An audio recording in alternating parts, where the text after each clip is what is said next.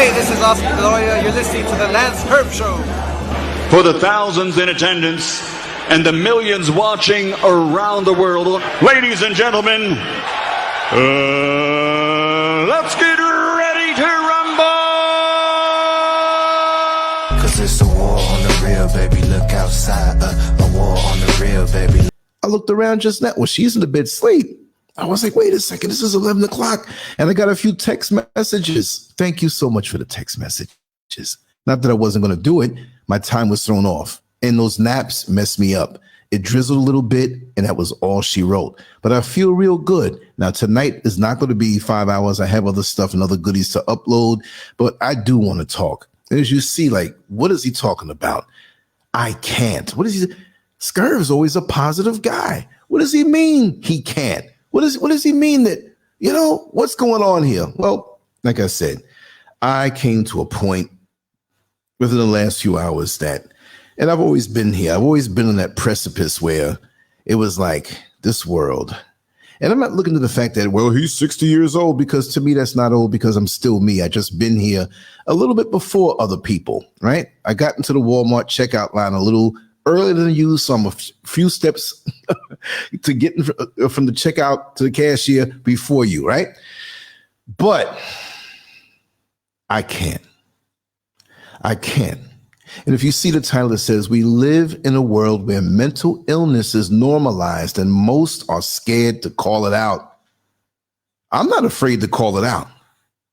Now, when we have this true mental illness, I mean, the real true mental illness is when you're on the public transportation, you see somebody go, I'm not making fun of nobody, but okay, we got a problem here. But when you're going to look me square in the eye and tell me a story about a grandmother in the club fighting with the granddaughter.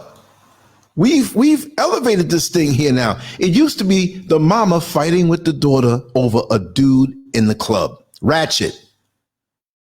But now you got grandmothers fighting in the club with granddaughters. Well, where's the mama? I don't know. It's getting too crazy. Giant Gain, welcome. Yvonne, welcome. Sister Oyala, welcome. Welcome. Broderick Enoch, welcome. Tyson, love is the message. Love is the message. Love is, what a jam.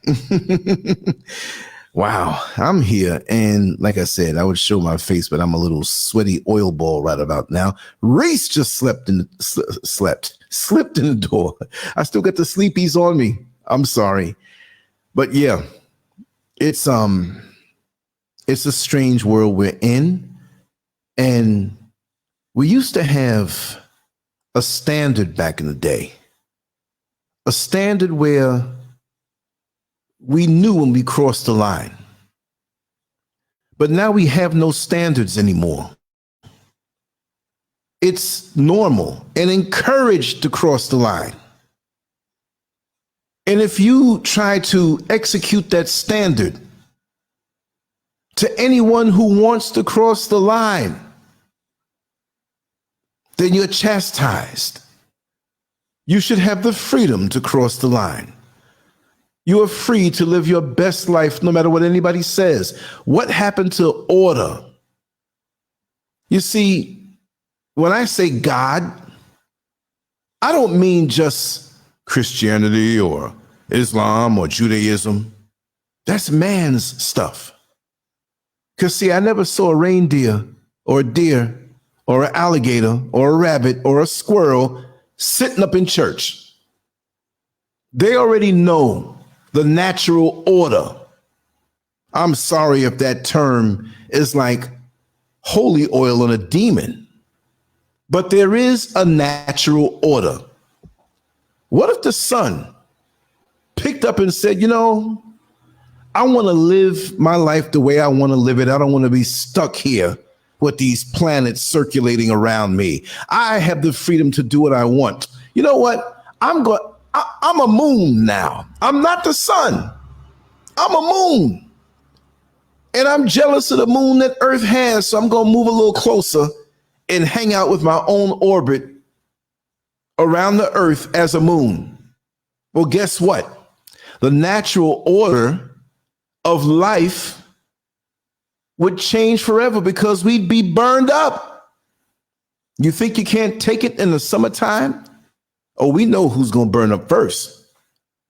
But the natural order will be burned up because you don't have the right here with the gift of life from something supreme, a supreme creator, a God force, the Most High, whatever you want to call it. Whatever you want to call it. It is what it is. It don't need you. It put you here. How dare you want to alter what is already there because somebody called the president or some counselor or some group told you it's all right to be yourself? No, it don't work like that. You didn't bring yourself here. You owe it. If you want to be on the highway of life, you better obey them double yellow lines. Yes, love is a message. Right. That's right. That's my day. I grew up. I mean, we could play that all day long and it still kicks because that's real music. This electronic, mind-controlled, signal-sending thing to the pineal gland to have us. Look, there's no way that this world that we're living in is anything but a bizarro world. And we're supposed to take everything we know of the natural order that serves us. It serves us. And we want to act like we have dominion over that. We ain't running nothing. Like I said, the highway of life. You go over those double yellow lines. It's just a matter of time. Matter of fact, cut your headlights off at night and go over to the other side of the traffic and see what happens. Rules on the road were there for a reason. Rules in society are there for a reason. Or you go on and cut the headlights out and go on and drive on the other side of the road and you tell me what happens.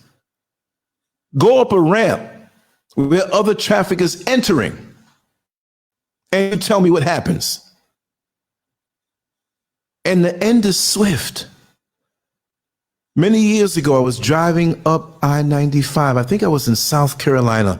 And in South Carolina, there's a point where there's maybe like 20 or 30 feet worth of forest in between the northbound and the southbound, but you can still see behind it. You can still see that there are other cars on the other side, but you're not, hustling to see it. You're trying to keep your eye on the road. But there are two lanes at that point. And there was an 18-wheeler that wasn't going as fast as it could have been going. And I wanted to go around it. Now, you know how sometimes you feel a little funny going past an 18-wheeler when you're at a certain speed? It wasn't going too slow. It could have gone a little faster. I wanted to get in front of it. And I was very tired. And up in front of me, the road kind of curved. It didn't turn sharp. It curved a little bit to the right. And so did the other side. So at that part where it began to curve, I saw the oncoming traffic on the other side through the trees. Well, as I decided to get over in that lane, the next lane over, going in the same direction, me being tired, and I'm pretty much of a good driver. I'm quite professional. I know when to stop and pull over. I don't drink at all, so I don't drink and drive like that. I'm seeing the lights from the oncoming traffic on the other side only because the road had curved a little bit. So I looked down at my radio and I made an adjustment and looked up. And I realized what was in front of me wasn't the cars on the other side. These were straight up headlights, zooming and flying toward me. Thank whoever made me or whoever helped.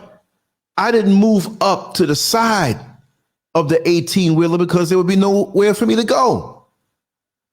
I quickly turned the wheel right And as soon as I turned right the wheel to get back in the lane to put me behind the 18-wheeler that was in front of me now, the car zoomed by on my side in that lane that I was in. He was flying down. So I hit my brake a little bit because I knew the 18-wheeler was going to do the same, to look behind him to see what happened. Cars were flying off the road.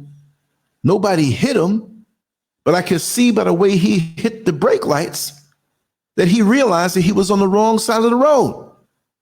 See, in life, we can go on the wrong side of the road. It's called free will. We can do that. We can do whatever the hell we want to. But we have to realize if we break the rules in the rule book, it's just a matter of time before we have a head-on collision. And then what? Who are you going to blame? Don't open your mouth and tell me the devil busy. You can't claim that because you're not under that umbrella anymore. You ventured off to do what you want to do. So why is it that we're in a world, and who commanded this? Because it started so subtle, and those who are dealing with their own inner turmoil of mental illness want to put it on you. They want to put it on you. If you are confused about something, or if you have been traumatized about something, deal with it. Seek professional help. Come to someone and say, I need help. Don't tell me I'm speaking hate. Oh, you're hateful. No, I'm truthful because I'm not accepting the mess that you want to indulge in. I'm tired of these people. And y'all know what I'm talking about if you saw the show yesterday and looked into the comment section and saw the comment that was there. Go ahead and look at it. Maybe I'll show it. I'm not sure. But you have to kind of, in this world, tiptoe around those mental issues. If you get insulted, then I am proud and happy to be a straight, black, heterosexual male. And you know, oh man, correction, I'm not just a male. I was a male when I was born. But my mother and father helped to cultivate me into a man. And even then, I still needed more manhood training in life, but they gave me enough to get through. They gave me enough to not cross the double yellow line. Yeah, y'all saw it. You saw it. And you're going to bring this to me, and you're going to tell me that I'm speaking hate, when in actuality, me as a black man and you as a black person, I really don't know. I'm not putting anybody down. I don't know what y'all. But it's me who probably love you more than anybody in your circle. As a human being, as a black person. But don't come to me to put words in my mouth on who and what I am. Because I've talked to many who are struggling with things and they've been truthful with me. But you don't know me like that. If I was walking down the street and you were minding your business and a group of guys came upon you to beat you down, I'm not going to grab the camera. I'm going to get up in the middle of that bad boy. I'm not afraid of that kind of stuff. And right is right. But don't let these devils manipulate you against me because of the trauma that you had to deal with. If it really was trauma, I don't know. You're going to sum me up in just a mere paragraph and try to put it on me. Listen, I got my little mini issues, but I'm pretty much over the hump in this life with major things that I have going on. I might be a little too horny sometimes, but I'm heterosexual. I'm cool with that. I'm cool with that. And see, it's mental illness that's normalized. And when you come from the old school, and I would never think that I would have to say that. And some of us who are younger here in the chat room come from the root of the old school thinking. There are people I know that sniffed cocaine before, smoked weed, did angel dust, smoked crack. And I loved them. That was their struggle. My struggles might have been different.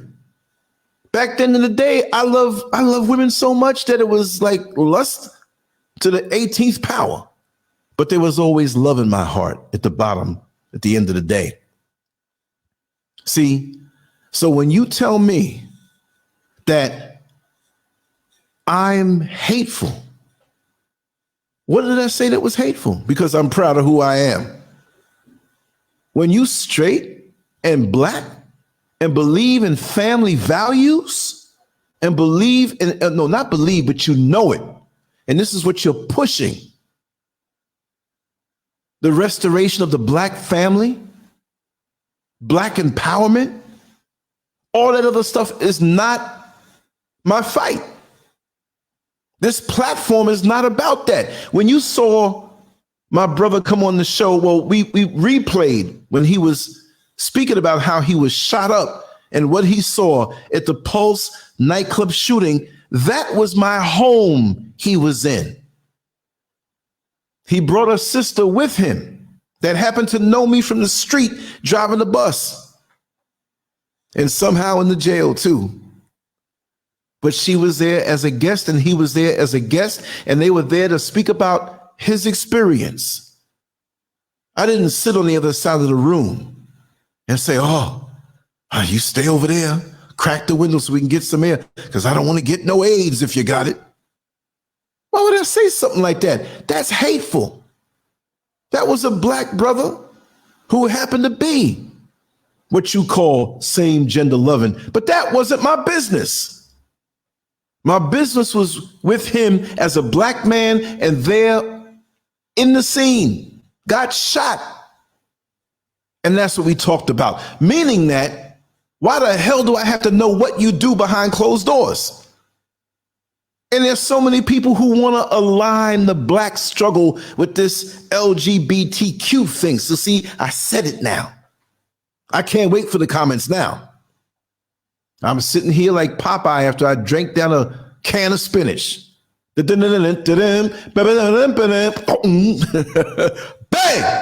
That's right. You want to align something that we can't hide in the society,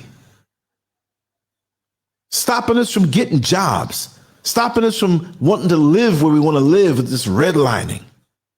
How they restructure political districts to keep us out, to get certain people in. How they shoot us down wholesale. And this thing just comes out where you call yourself this alphabet stuff and you want to align yourself with us. How do I know what you are? Why do I have to know what you are? Y'all don't have to know what I do in the bed? I'm probably wilder than you are in your category, but in my category. So what I'm saying is that, wait a second here. Hold on a minute. Hold up. Wait a minute. Let's see if this is going to be. Yes. Okay. Right. I just saw a comment pop up, Master Glam. Yeah, I have. And we've had them on as they are. And we had an hour. I got to pull that one up. I got to find that one. So don't tell me I'm not fair.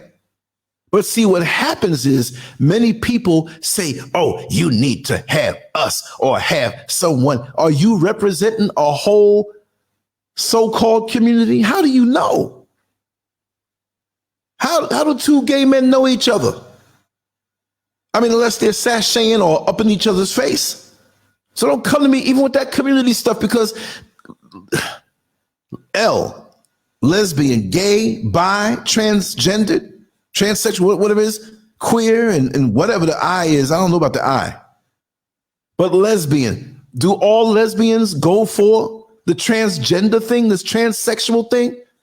So don't make it seem like you're some big, mighty group lumped in. Do gay men who are on the down low want to be politically out there? No, they like doing that stuff. They marry, they creep at home, bringing diseases home. Yes, you are.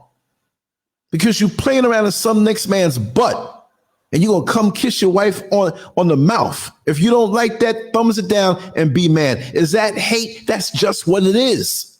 Am I supposed to like that? You might be a nice person. I might defend you from getting beat down by a mob, but I'm not agreeing with that. Do I hate you? No.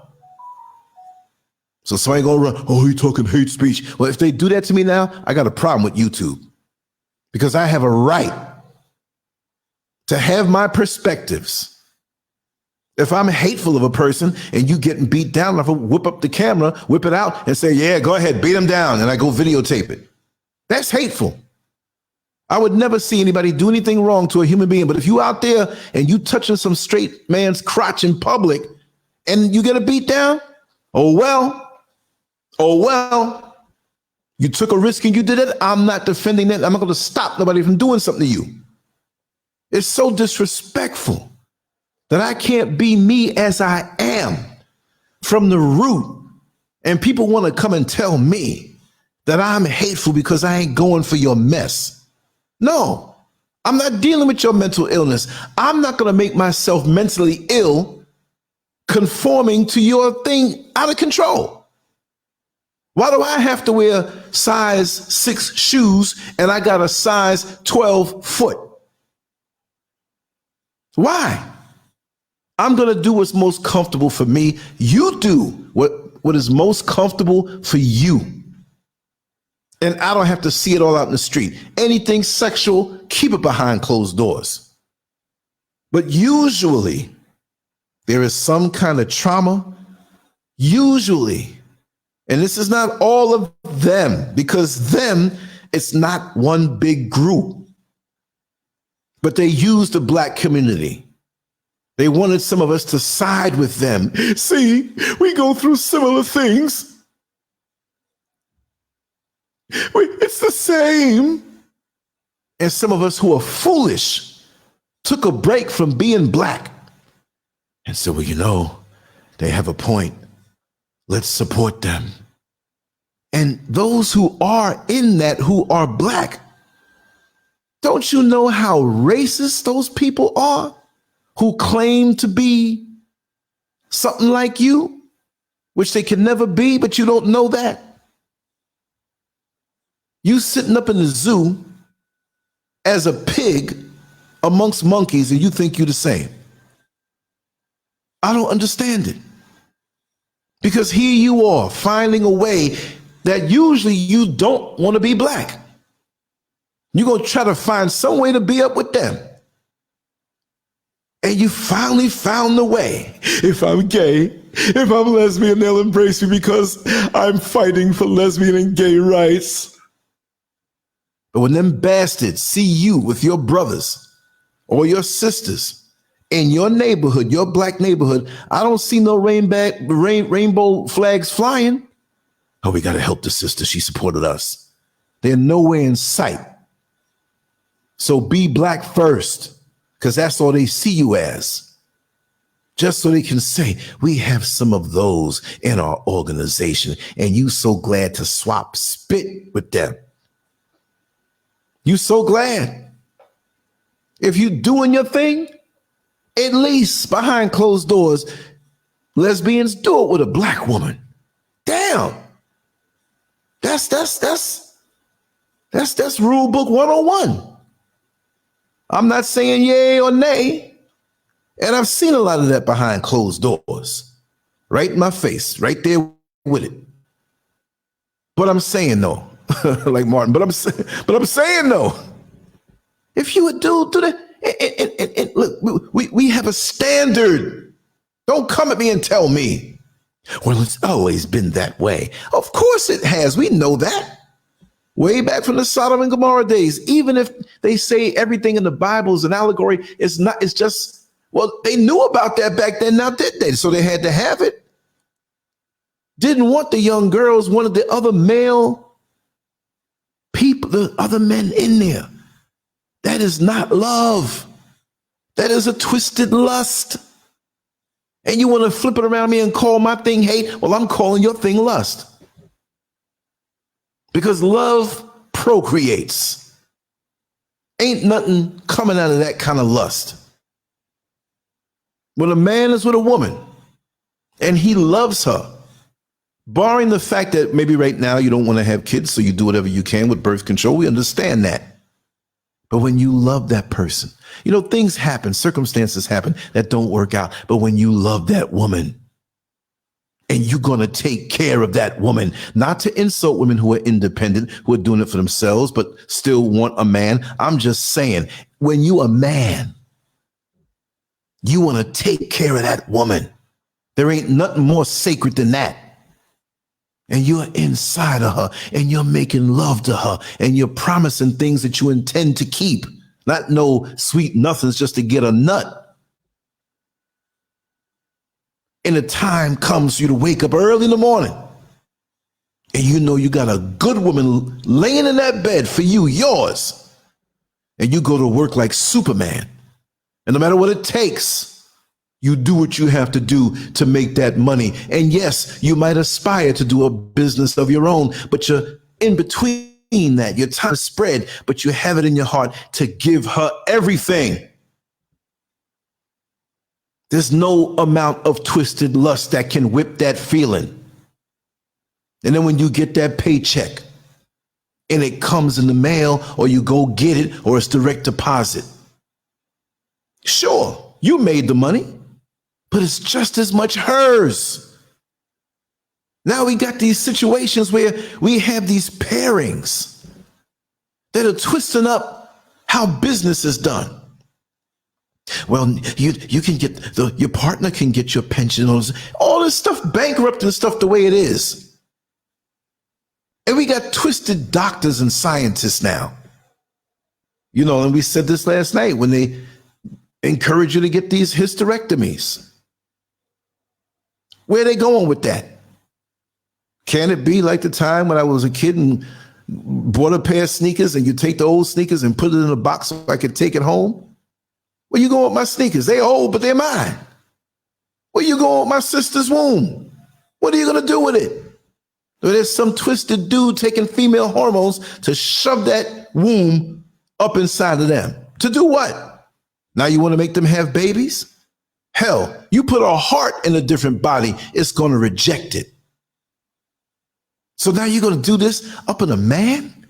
And you get men competing against female athletes who are serious about their craft, and you're going to let a man go up in there, throw a wig on, keep his penis, put a little makeup on? I'm identifying as a man. This is mental sickness. I'm sorry.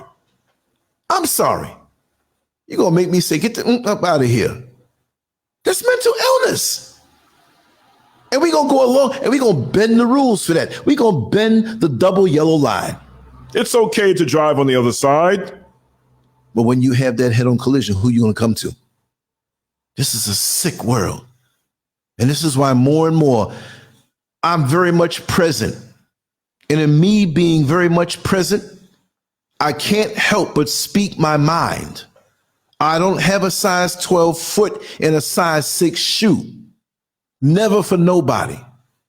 I'm not going to hate anybody unless you give me a reason to. If you rape my daughter, punch my wife in the face, we got a problem. But as long as you do what you do, and maybe I might have a hint of it, but that's behind your closed doors. Rights? We still don't have rights that are honored as black people in this country and all over the world. And they're always plotting and planning to keep us on the bottom. And that's not no victim mentality. That's a fact. To the point when they see you successfully navigating their wicked system, they look at you like a ghost. Like, how in the hell are you surviving? Because we know the minefields that we put out there for you to step on, and you still here? How that Negro 60 years old and still talking like this, strong? You might get me at 85, maybe 87. I don't know.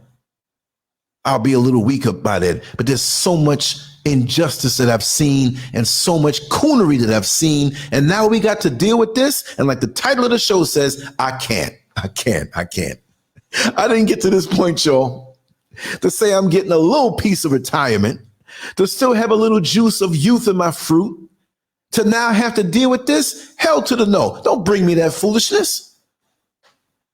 And you got that dude, Gates, Bill, wanting to reach out and go back with hitting everybody in Africa with a jab. And we're going to make sure now to comb through every country and to comb through every village. Well, why the hell you don't start out in Europe?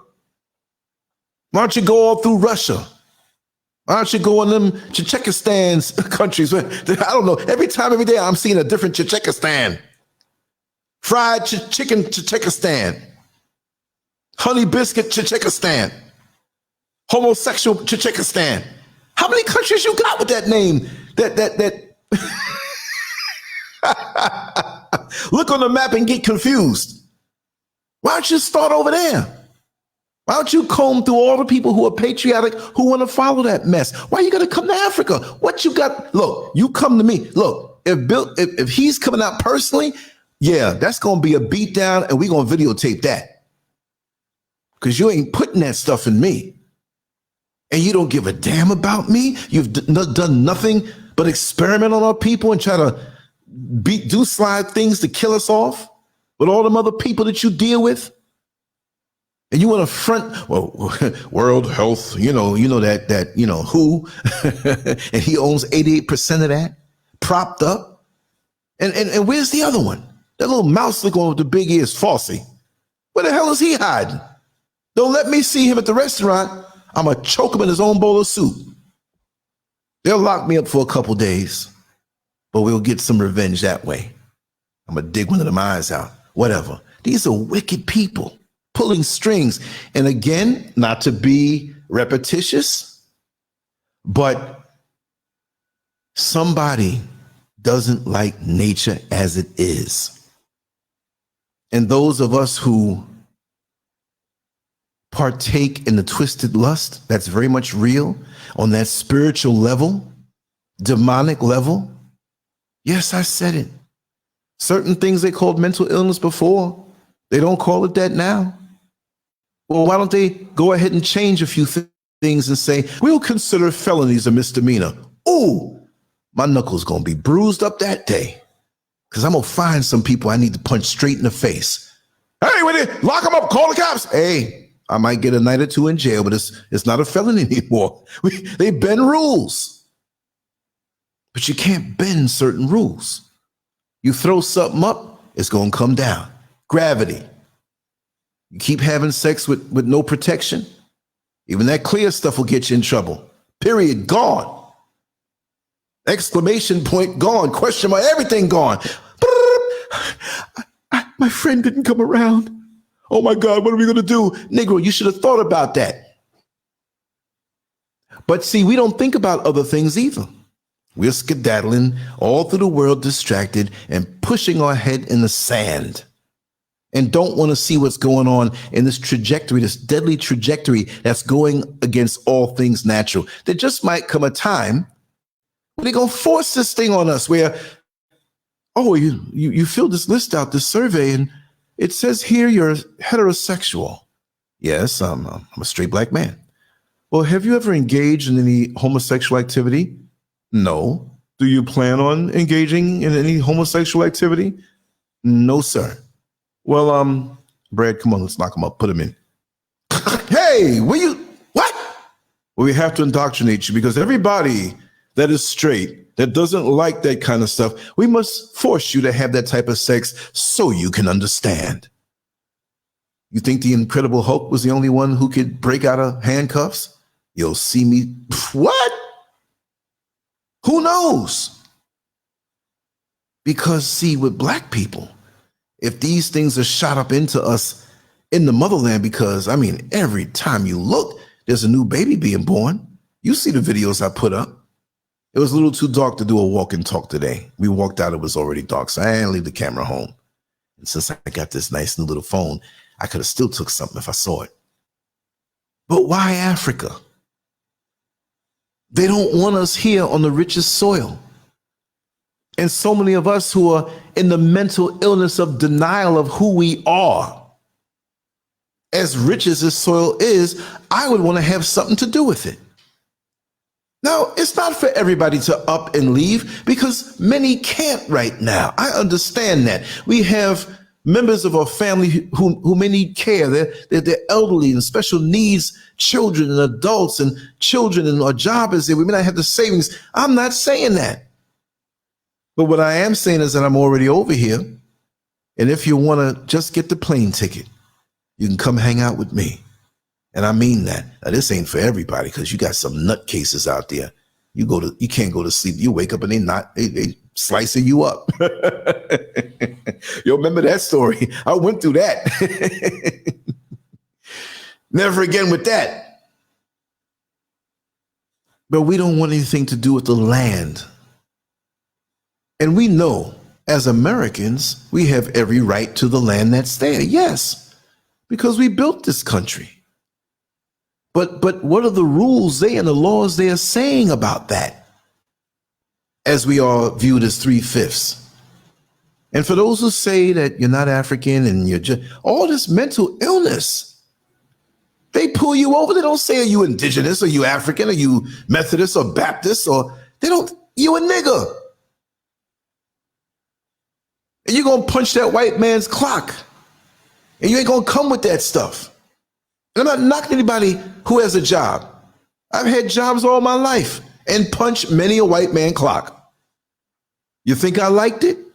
No, but I had a plan of escape. It might have took a little longer than usual. Might have got out kind of late in the game. Didn't get out in my 20s, my 30s, my 40s, but kind of in my late 50s. But I did it. Whatever your plan is, work it. Don't fall for the delusions. Don't be coaxed into a life of mental illness because they say it's okay. Back in the day when I was ripping and running, I had things I liked to do. We'll say that. There were pleasures I loved to explore. And I ripped and ran until I was like, what the hell am I doing? I'm killing myself. Ain't that much pleasure in the world.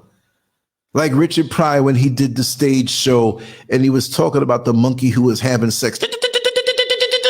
And he went wild out in the forest. Until he saw the monkey. The monkey was like,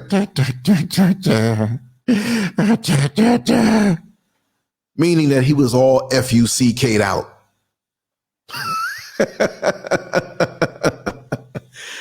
Unbelievable. But we'll embrace that even more. And look at that. I just took a peek into the chat room. When I'm flowing, I kind of don't do that all the time. But I'm taking this peek. Daxter Clark in the house. Gabriel Union, damn. What a damn shame she is. And Wade is pathetic for letting this stuff happen to his son. And he signed off on it, Dexter. It's not like, a car happened to hit me and knock me down. This joker is happy about this. If he played with me in the time that he was playing basketball all those years and he ended up being that, I'm opening my mouth. I might smack him in the mouth. And they talk about they worry about child abuse. And there are real instances out here of child abuse. Now, we know that is also. But look how the world is applauding this very public instance of child abuse and mental illness, signing off and applauding them as parents. But there's some frustrated mama in the hood who's working 2 jobs, who has a few kids, and maybe she smacks her son on the butt a little too hard, and they want to take your child. And them same people will turn around and say, yes, you have very loving and supporting parents, so that by the time you're 18, your dick can get cut off. Why aren't the Caucasians, they doing it, but focus on them with that, push that mess on them. We got to be the face of mental illness across the board. But look how sick that is. Yo, TD Jakes, we know you used to give men head back in the day. You admitted that. Your son played around too, got caught in that park, picking up whatever. But are you going to be quiet on this? Why are you so quiet on this? Joel Osteen, Creflo Dollar, all of them. Listen, I love my man Farrakhan, right?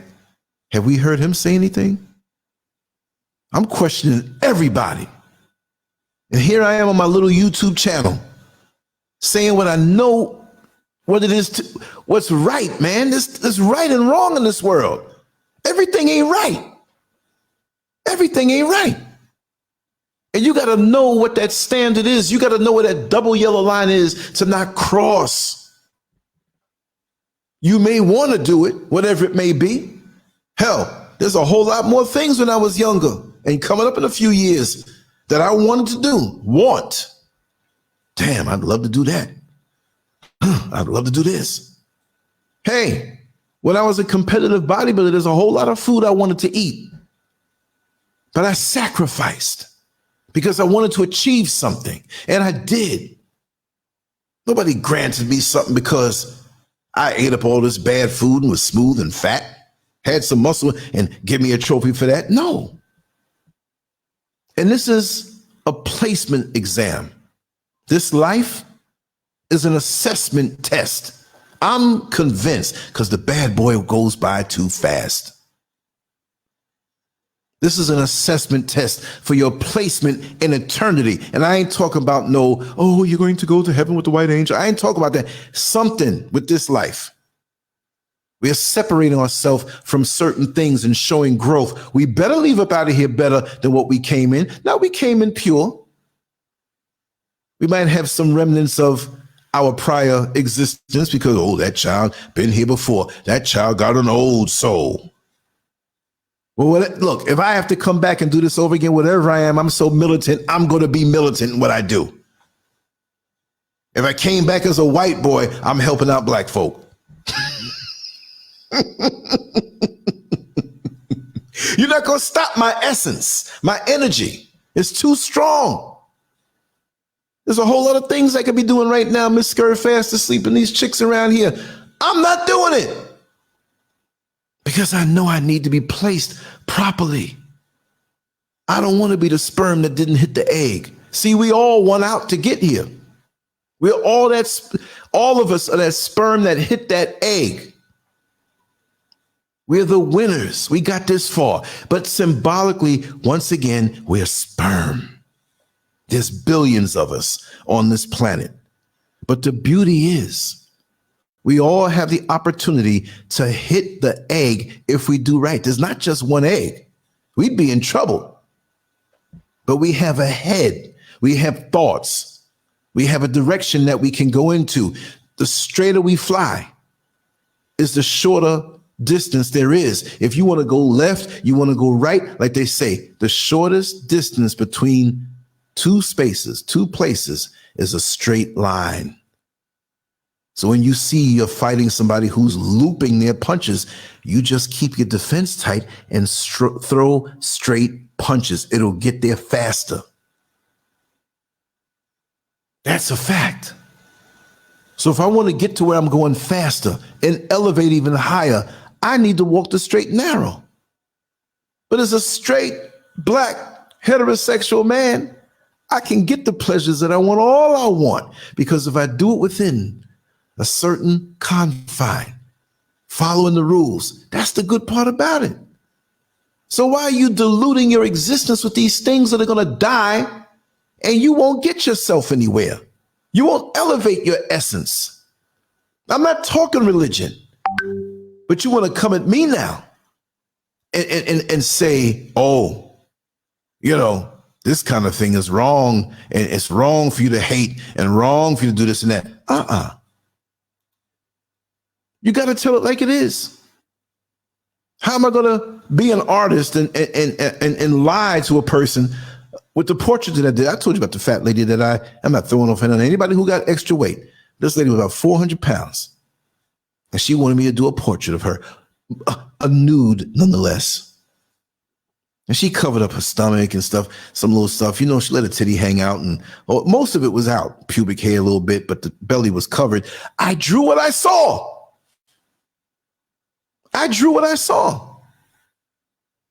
And when I was done, and even before I was done, she was, I don't know. Well, I'm going to do what's true and what it is. And she laid back in that position. I finished it up when she saw it, because I really didn't want her to see it at all until I was done. She was so angry. I am not going to pay you for this. I am not. Oh no, you're delusional. You'd feel better if you face what you're facing and deal with it so it's not mental baggage on you. And you can think clearer now. You think through the holiday season you're going to feel good at the January 1st if you've been stuffing it ever since Thanksgiving came around? Hey man, I go to the bathroom, bro, man. It's like everything don't come out. You so stuffed with stuff. You're probably stuffed with food from 3 years ago at Thanksgiving. Face the problem. Stop lying to yourself. Work on yourself. That's what we're here to do. But whatever's right, that entity who doesn't like all things natural tells you it is right. You can do it. Go ahead. Do this. So now we have a world that glorifies black parents mutilating and shooting hormones in them and letting them wear dress. You gonna let your mental sickness go in on a child? What if I, as somebody who is not as known as them, Dwayne Wade and Gabrielle Union, took it upon myself if I had a male child to say, well, I'm just doing this. And the authorities would be, wait a second, what is going on with your child? Well, I'm shooting female hormones in him. And, we're going to mutilate, castrate him because he wants to be a woman. Oh, no, that child is underage. How do they pass that? And a lot of us out here are punks because we ain't going to say nothing about it. I don't want to lose my job. I'm not saying go to your job on your lunch break and sit up and, put on a black glove, or over your fist and say it. You know how to navigate. But when you're really, really faced with it, a lot of us punk out. That's why I'm so glad that I got such a good team and family here with me. It's You're right. You're right, oh young. I just took a look. Hold on. Let me show this. January 1st, when so many people start their so-called New Year's resolution that lasts 1 week. That's right. That's right. Okay, yeah. Oh, why was she ashamed? Yeah. Well, I mean, like, she was delusional. She had pictures of herself up on a little wall, and she was slim and so pretty. But she did not want to see herself that way. No, why would anybody want to see themselves that way? I don't look the way I used to. I still feel I can get to a similar, I know the tricks, I know my body, but I'm not going to sit here and get mad when I don't look exactly like that. And there's more to life than that. Let me see here, raw reality. If Dr. Khalid Muhammad was still alive, he'd be raising hell about all of this shit that is going on. Oh my God, yes. And that's why they had to get rid of him, because them so-called wicked powers that be knew what they were coming with. You think this is not planned? It's so bad now that a lot of homosexuals are not even arguing. Oh, it's not an agenda. It's not an agenda. They shutting up on that now because they can see it's going too far. You see? Mental illness never shows on the outside because it's mental. Exactly. Exactly. McMillan said, are you going to speak on what's going on with the Kenyan president and how they are pressuring him to let that LGBT, are you talking about Uganda or Kenya? Because they're trying to get all of what's the name? The vice president came over here to Ghana with that mess. Are you talking about Uganda? Because I already talked about that already. And there's certain things I'm going to miss, because I have days I got things to do and I say, man, I got to talk about that. And it just never happens. So that's why I'm going to start doing a lot of shorter 10, 15-minute rants that I just throw up with a banner. And if there's anything really and truly, show it to me, send it to me. The contact information is going to scroll below, and I'll try my best to do it. Today, I took my microphone and I talked for 10 minutes on something. I'm going to do a lot of those. I can do 5 or 6 of those a day, maybe 10, and do my show in the evening, Yeah, there are quite a few of them folks at my plantation, European males, and they know I don't care for them, so they stay away from me just the way they should. Damn right. And I know that let me see here. Kenya said, no wonder if they will let the pressure get to them. Wow. Miss Baby Powder, who I used to work with driving the bus. Whoever was on that show, I know a few were there. And she was saying how it was a lot of drivers, about 400 or 500 drivers that we had at that company. And then most of them were saying, no, that guy Lance is weird. They can't say I did anything weird. They just said I was weird because I stayed away from the bullshit. I very seldom went into the break room because there was another hallway to go around it when we were downtown and when we were up at the base where all the buses were parked, right? I never went in there unless I had to. Never. Everybody in there gossiping. The dudes talking about all the girls on the bus route who they screwing. Some of the females talking about the guys they dealing with, where they get money from and all. I had no part about that. A lot of them chicks, they like me too. But they were like, nah, he a little weird. He got it going on for his age, but he's weird. And a lot of them were listening to the show. So you knew how I stood, but they felt my essence. They felt my conviction. I didn't even let my eyes go nowhere where it shouldn't be. It was right to the not the break room, to the bathroom, to the locker room, and back to my bus. I didn't play that. And them old racist white supervisors and the coons, some of them, not all of them, but they knew I did not play. I would correct them. Like I told you about the guy who, the Puerto Rican guy, but you know, he was one of the Puerto Rican guys now. He's white now because he's in Central Florida and bought a house and, you know, he used to be law enforcement in the Marines. And so, no, you're a nigger now. But when they living up in the Bronx, the South Bronx, in New York City back then, they broke and poor, living next door amongst black people. Bro, we one people, man. We got to, yeah. And then any Latino, Hispanic, whatever you want to call them, that'll listen to this, you know it's true. There's some who will ride out with you to the end, to the wheels fall off. And some of them will get around white folks, living with them as neighbors, and the white folks don't like them neither. But we're going to use you as a dookie stick to the black people. There's one who used to harass me.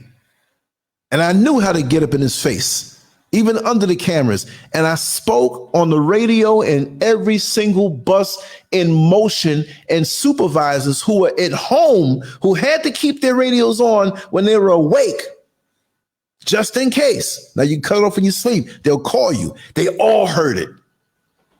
They all heard it. They couldn't say a damn thing to me to say, oh, we're going to fire you for that. Because they knew what was going on. I spoke to enough people and I told them, since nobody seems to be doing anything, I'm going to speak to him and straighten him out in a way that you can't fire me. This is why they kept trying to throw other kind of violations on me. And she will tell you that, my coworker who is just as outspoken, because they've been trying to get to her for years. The last straw was when somebody hit me who was drunk. Hit the bus. I was within my right driving it. I never caused an accident in my life, no matter what I drove. I have to say, you don't know it? Go out to Orlando and ask about me on the 21, the most intense bus route in all of Orlando, going through all the hoods and some of the tourist areas, and you're always going to be late, but I always came back on time. Never had no fights. I knew how to handle it and de-escalate certain things without bugging certain supervisors. They blame me for that accident. And the one cop that came first, who's supposed to stay there because it was Florida Highway Patrol, who ultimately handles it, he left and let the drunk guy stay there. And so when the Florida Highway Patrol came, they're like, where is the cop? Because, see, in court, he could have said, well, I just started drinking after the cop left. No. So he got a break, and they blame me for that accident and try to put violations. I said, you know what? Ghana, here I come. Not just because of that. It was already planned. Didn't want to give me the time and all these little violations following behind me when I'm driving. Come on, man, don't do that. You know I'm a professional. I know what it is, though. And I did not play with any one of them. I I feel threatened when I get around Mr. Scurvin. I feel like he's going to do something. That's your own damn guilt, because what you're talking like men with their little bitch assness. Like I said before, and I say it again. These dudes, oh man, them bitches ain't shit. And you talking about a woman like that? You don't know who she is? The whole bitch thing is a spirit. It is not relegated to just women alone.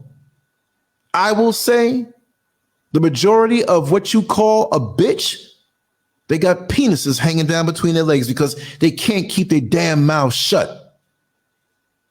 Do you know, I'm not saying I know a lot when I say this. I'm saying, do you know how much I know into people's personal lives of what they share with me? You don't see me getting up on this show, yeah, so-and-so told me this and so-and-so told me that. If I was to reveal the things I know, marriages would be broken up. Murders would be committed. Trust me. I don't get down like that. Some things that are told to me, now I'll tell Miss SCURV some things. And a lot of times she don't want to hear it. Important things where we have to intervene to help somebody. Those are the things we'll speak about. Like when she told you on the show, I was driving on the bus and we saw these folks who are homeless, but they weren't in the homeless area and they were jacked up. And I know we had all these comforters and pillows and stacked up women's napkins and things and aspirin and different, which you know it shouldn't be taking aspirin now, right? But things that can help sustain them.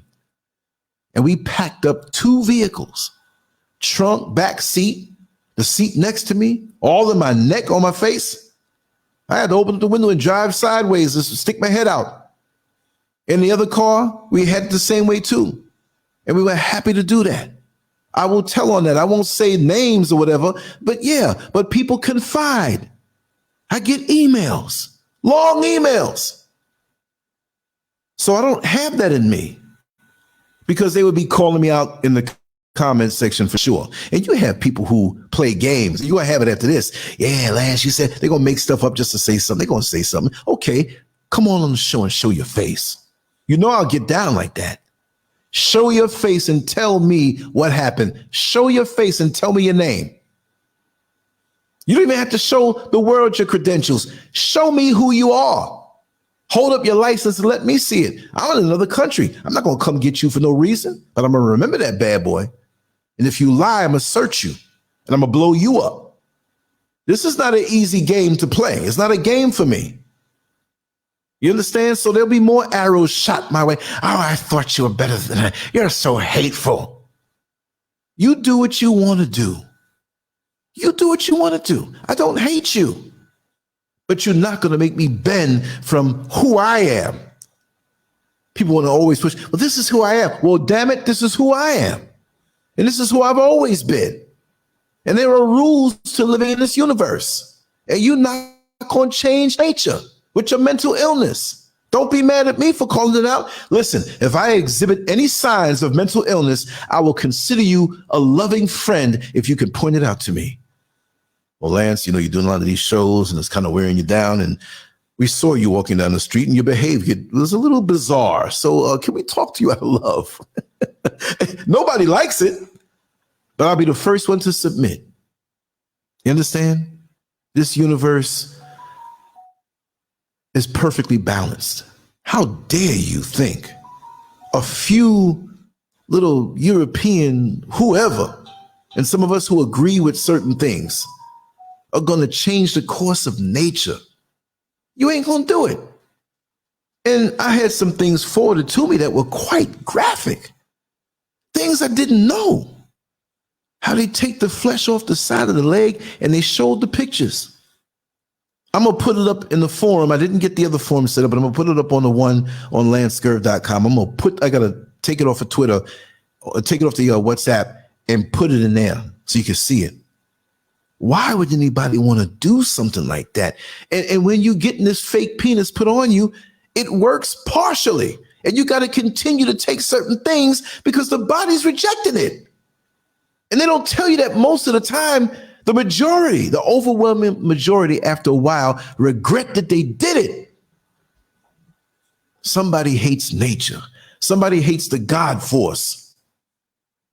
Somebody hates it. If you hate nature, you can never be a friend of mine.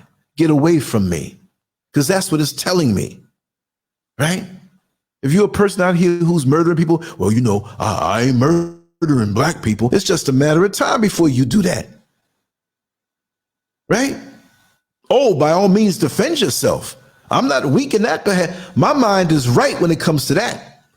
You coming to kill me and I get you first? Oh, well, I swear it. You know I'm nuts. Righteously nuts, not mental illness nuts. But if you are an enemy of mine, or reveal yourself to be an enemy, and you coming for me and I give you back the same treatment, I am not going to miss a night of sleep, a good meal, and an orgasm. Oh no, you're not that important in my life. If you coming to snuff all this out when there's so many people out here that I love and that love me and that depend on me in my inner circle. So don't get it twisted. I'm a nice guy. I'll give my life for you. I'll give the shirt off my back. I'll give you my last. I'm not going to sit there and let you kill me and kill the minds and the mental health of those around me. Let you get away with this little stuff. No, I'm going to call it out. And if you don't listen, well, that's on you. You're mentally ill if you listen to the news in the morning time where they got the Doppler radar and they got this, they got that, and they tell you it's a 100% chance of rain. I ain't listening to him. I'm not saying their technology is always right, but they're telling you it's 100%, and you see it overcast outside and clouds all around, even without that. And you don't bring your umbrella and things to wear, your little poncho or whatever it is that you may need to get from point A to point B after you get out your car or the bus or the train or the taxi or the Uber or the Lyft or whatever it is. And you don't listen and you get wet, what you gonna do? Cuss out the weatherman?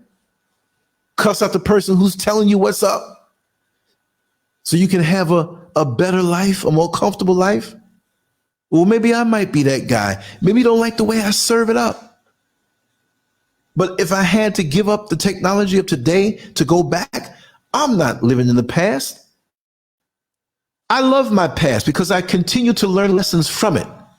I go back in time and there's truth that comes to me from people who have talked to me, from bad situations that I've been in, to let me know where not to go and what not to do in the present. I meditate on the past a lot. I'm not stuck there, because my present is rewarding, because I'm going after something right now. I'm trying to achieve this goal right now. We basically have already, and there's so much more to achieve after that. I'm not looking back. I'm like McFadden and Whitehead. Ain't no stopping us now. There's been so many things that's held us down. But now it looks like things are finally coming around. When I see a hater come around me, I say, oh, hell no. You better get your ass away from me, because I'm going to buckle up my fists and clench them up. I can't sing, y'all. That's why I try to sing. I make y'all laugh. No, but seriously, imagine that. Not at this point. Just like they say, don't you let nothing stand in your way. Hey, at 60 years old, I'm going to sit here. Well, I must negotiate and take time with these people around me who don't like me. No, get the earth away from me. I know you don't like me. I ain't got no time to waste. You know how it is. You got a big pocket full of money. You dropping nickels and dimes and quarters falling out your pocket between the cushions on the couch. You don't care, no problem. You tip bigger. You driving, you got change in the ashtray. Then you broke. Now you're looking. Oh my God, the bank account, it's overdrawn. I got to get to work. I ain't got no money, no gas. Got to take public transportation. You looking between the cushions of the couch. You're looking under the couch to see what rolled up under there. You digging your hand in that little slimy ashtray that it's stuck down, and you pulling out them coins, and you realize you got just enough to get to work. Well, look at us. We take this artificial thing called time for granted. Yes, it's not real. On the spiritual realm, time is not real. This measurement of time, But since it's artificial, but very real on this level, I have none of that to waste. I have none of that to waste. So I'm not negotiating with something I know I'm not even down for. I'm in a restaurant and I know I don't like that certain food on the menu. Don't try it, so-and-so. Certain things I know I might try. But when I know I think it's nasty and I try before, no, it's seasoned a little different. Don't waste my time. This is what I want. Got to give them what they want. Got to give them what they need. Fight the power. You know yourself by now. They say the brain takes about 25 years before it's fully developed. So if you're over 25 years, you've had 25 years to be with yourself, to know yourself. You know yourself so well that even when you pass gas, you don't get mad at yourself. You know that smell already. You breathe normal. When you on the public transportation or waiting in line to get your stuff checked out by the cashier and something, nasty. Oh, stink. And yours might be worse, but you're used to it because you had yourself to yourself all your life. So you should know yourself. And when you know yourself and you're not struggling with something that is classified under mental illness, although they removed the double yellow line already, then you should have no problem. I know myself. I'm not doing it. I'm not bringing myself to lose what I've gained so far. There's a woman down the block. Drop dead gorgeous, always flirting with me. Do you think I'll walk past where she sells her stuff? No, I'm not putting myself in that situation. Because I know 40 years ago, maybe 20, it would have been a wrap. So why would I put myself in that situation? I'm still human, but I'm not a dumb sperm. I'm trying to hit that egg that I know I can hit. So I'm not going to veer left or veer right. I got to keep on the straight and narrow. I'm almost there. I don't want to be almost there as far as like checking out. You know what I mean? But I'm closer to that than when I was 5 years old, when I was 10 years old, since I know I made it this far. However far I have to go, I want to win. So many people have lost out on their victories in life and they quit right before the finish line. Ain't that something? How frustrating that must be. How frustrating that must be.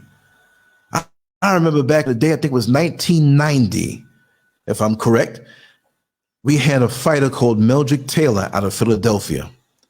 And he was part of the Olympic team, I believe, from '84, where Holyfield was and Pernell Sweet Pea Whitaker was. I said Sweet Tea. That was a local rapper in Queens back in the day. She's a cute little girl. He was fighting Julio Cesar Chavez, who up to that point was unbeatable and strong. And yeah, Julio Cesar Chavez and him got into a hell of a war. But he had that man beat. And it was under the 10-second mark where you hear that buzzer go off that Julio Cesar Chavez hit him, I believe it was a left hook. And Meldrick Taylor, even though he outpointed Julio Cesar Chavez, he fell. And Richard Steele, the referee, I remember it so clear, waved the fight off. And the light was flashing for the 10-second mark, whether it was after or before, it was right there. He just waved it off. He was seconds away from the biggest victory at that time that anybody could have had from winning. And the rest of his life took a downhill spiral. I believe they rematched, but it was an easy win for Julio Cesar Chavez. And Meldrick Taylor got knocked out because his head wasn't right. And a lot of times we go through things in life where our mind just ain't right because of something that happened. Maybe a family member transitions that we were so close to. Maybe you fell short in some kind of way in life, reaching a goal. At the same time, you came home and saw your significant other in the bed with somebody else. It just messed your head up. And sometimes we see people who we think are crazy out here. Legitimately crazy. I'm saying crazy like in real mental illness. I'm not saying it to put them down. Well, you shouldn't call anybody with mental illness. I'm just talking normal stuff. Because if I walked around with some diapers on my head full of doo-doo and skipping that had a tutu on with lipstick on, you say Lance done went crazy. You're not going to say, oh, he's mentally challenged. No, that nigga crazy. So when it really is that, I have a heart. But this stuff where the floodgates are open and they encourage you now. In Europe, there are white men talking about their puppies, their dogs, their poodles. And they have women walking them around. And it's okay. Whoever you want to be. No, it don't work like that. Well, listen, if you tell me this, that I can be whatever I want to be, listen, I want to be a black man, straight and heterosexual. So I am very happy. And this is not play pretend. But if you believe in this thing so strongly, let me suggest to you, like you're suggesting to the children, that certain things are all right. If you have feelings for another boy and you want to kiss him, listen. Why are you suggesting this thing? Because you know the power of the mind. That little boy's straight. He want to get a little older and get some pussy. Excuse me for being so blunt, but I feel strong about this. I got to a certain age, every chick that walked past me, I couldn't help but turn around or be sneaky about it, look in the rear view mirror or look in the storefront mirror. I was crazy over women. I was a crackhead for women. Just bring them on. So if you believe in this play pretend thing, let's pretend that you go to the top of a skyscraper, right? And you go out of one of the windows where they have a little ledge. And you stand out on that ledge on a windy day while we close the window behind you and go on and step off and pretend you're a bird. Play pretend on that. Oh, you're damn crazy. What are you, mentally ill? No. I'm only doing the things that you suggest to other people. Go up there and fly off like a bird. Go on, if you believe in this. Because see, they push this on certain people, on the masses. But those people that Kanye West had a problem with, they ain't pushing that for them people, even though you got a lot of them in that thing. Let me call them out. Harvey Levin. Huh? Straight? Hell no. I used to work with him. I know. But they spoke in whispers. And they're arrogant. And they want to control things. And they have their own decadence. And they have their own insecurities. Them people there, they don't like black people. They see us and they see our strength and our power. We're not like little rats up under a rock somewhere. Oh, weak and pale. We are born this way strong. I've seen kids raised up damn near on Kool-Aid and cheese doodles and bust out strong. Oh, you know my son, Evan, he just got a scholarship for wrestling or basketball or something. And we need to stop just focusing on the physicality. We got to be thinkers. So many of us are so caught up in this mental illness that we're not thinking about being real movers and shakers. You're worried about rights to put on a dress. Why don't you go on and be a damn lawyer in your community? Well, we got to go to the Steins and the this and the Bergs and all these. Why don't we have more of that? Why don't we have more black-owned grocery stores that we go out, get the good produce, and you don't have to go over to the white neighborhood to go get the better groceries? How about that? Why is it that many places where we live is a food desert? You drive a car, you don't realize it now, do you? But if you had to walk to get a full range of nutrition, real, fresh, non-GMO nutrition. But all I saw in the hoods in Orlando was a Family Dollar and the Family General, whatever, General this, what, all sugar. Corn syrup centers, high fructose corn syrup centers. Everything damn had high fructose corn syrup in it. And you thinking, that ain't sugar. Because it didn't say sugar, because they don't teach you that in school, that everything that ends in OSE is a sugar. You know glucose is a sugar. They'll let you have that one. But fructose, galactose, maltose. But I studied nutrition on my own as a bodybuilder back in the day. I didn't go to school with it to learn that. I swear, I had a doctor too ask me certain things about. You know what I mean? He's, oh, you're a vegan. Where are you getting your protein from? I said, amino acids. How is that? See, these doctors take their courses and check it off, and they're oh, you got most of them wrong, but go ahead. You have your practice anyway, and plus you're paying for my girlfriend's condo. Thank you. And they don't care.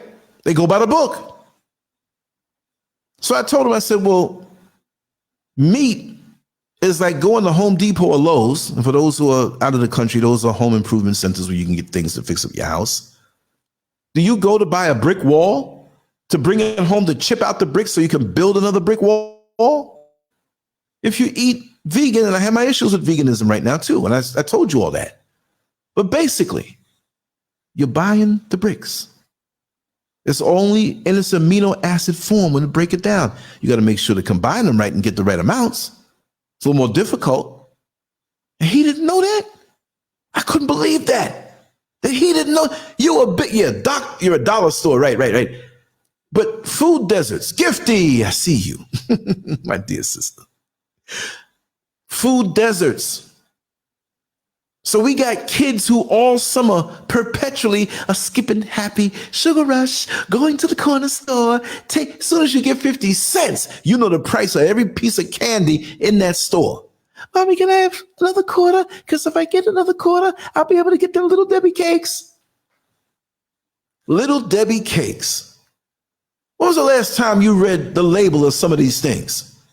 You'd have to have a college education in nutrition or basically chemicals and poison to be able to read these things. What happened that when you made a cake, even though we know we understand what butter does, I'd rather that. Cocoa, flour, butter, little brown sugar, little baking, powder. And you make the cake. It comes right out of you. But now you buy these packaged things. Like Mrs. SCURV made a cake tonight. Simple. About 4 or 5 ingredients and that's it. Delicious. And it feels like it has nutrition in it. And you putting all these chemicals in it because we're in this mental illness, because it's not just about LGBTQ. It goes across the board. How sick we are. And really and truly, it's most of us. You driving in your car and you see a hamburger and your mouth starts to water. Ain't no hamburger trees out here. I mean, this is something we need to brush up on. I'm not knocking anybody because there's certain things I like. What's the point? People say, well, Lance, you're not eating beef anymore, but you're making vegan burgers. So you still have the same lust. That's true. You should be lusting after the fruits and vegetables, but we don't do that. That's how messed up we are. We forgot. We forgot. And it goes across the board with so many things. We know how this Caucasian got us and got our minds all screwed up. So every time we see something that looks like him, it's got to be right. If it's white, it's right. What happened to us? Let me just get a sound check. I know it's all right, but the sound when I heard back the show wasn't all the way right. It was almost like it was coming from across the room or something like that. And I have that other mic that's open that I can't figure out what it is. It's something in the mechanism. So I just want to check. But nobody said anything about, so I know the sound is good. Gina G, yes, and I lust after nature. That's right. That's right. Even the dogs out there, because they try to bring up instances where there was homosexuality here and homosexuality there. Yeah, today, there was something off. I hit something. I'm gonna check sometime because for some reason some settings would just pop back into something else. Conspiracy. Oh, thank you. I wish it was like this yesterday, because I think it was picking it up from the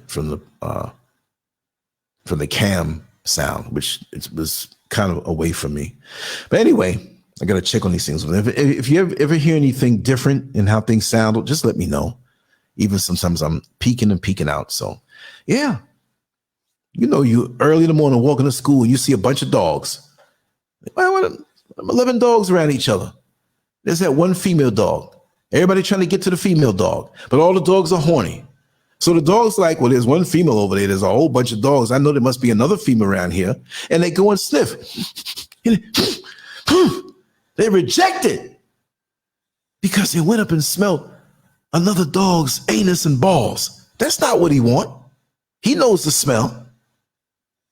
But how can we put ourselves to play pretend? Like how can you morph something that is so good and so natural into something else? And those of us who are heterosexual, I'm not giving you a pass either. Well, since woman, you can just screw everything in sight. Why would you want to do that? What are you getting out of that? You're not building anything. You look around, you 40, 45, 50, 55, 60, and you have no history. Nothing built except that you wet up some bed sheets all across. Yeah, see that project over there? Man, that girl I'll tell you about. Hey, well, look at that over there. I used to have one over there too. And what does it end up to? And you come to the end of your life, and then you end up going after somebody who did everything right, and you trying to get with them. Oh, yeah, that's a good girl. Yeah, it's a good woman. Yeah, because you're looking for somebody to take care of your broke ass. How about that? You run all these years. And now when you breaking down and have nothing to offer, even if it's a piece of pension that doesn't do well in today's market. You see them old men working in Walmart as greeters. They can't do nothing else. Well, you know, I want to supplement my income. If it was right and the system was right and you were thinking right, your life would be a whole lot better. And you wonder, where did it go? Where'd the time go? I don't want to be one of them dudes if I have the luxury of a deathbed. And why I say luxury, because many won't. Car accidents and seizures and heart attacks and things that are fatal immediately. But if I know I'm going out, if you lived your life and made corrections and improvements, even if you did so later sincerely, it won't be painful.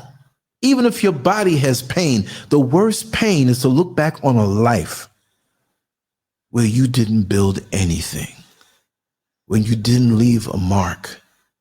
It doesn't mean you have to be part of the Hollywood elite or one of the best athletes in the world. It doesn't mean that.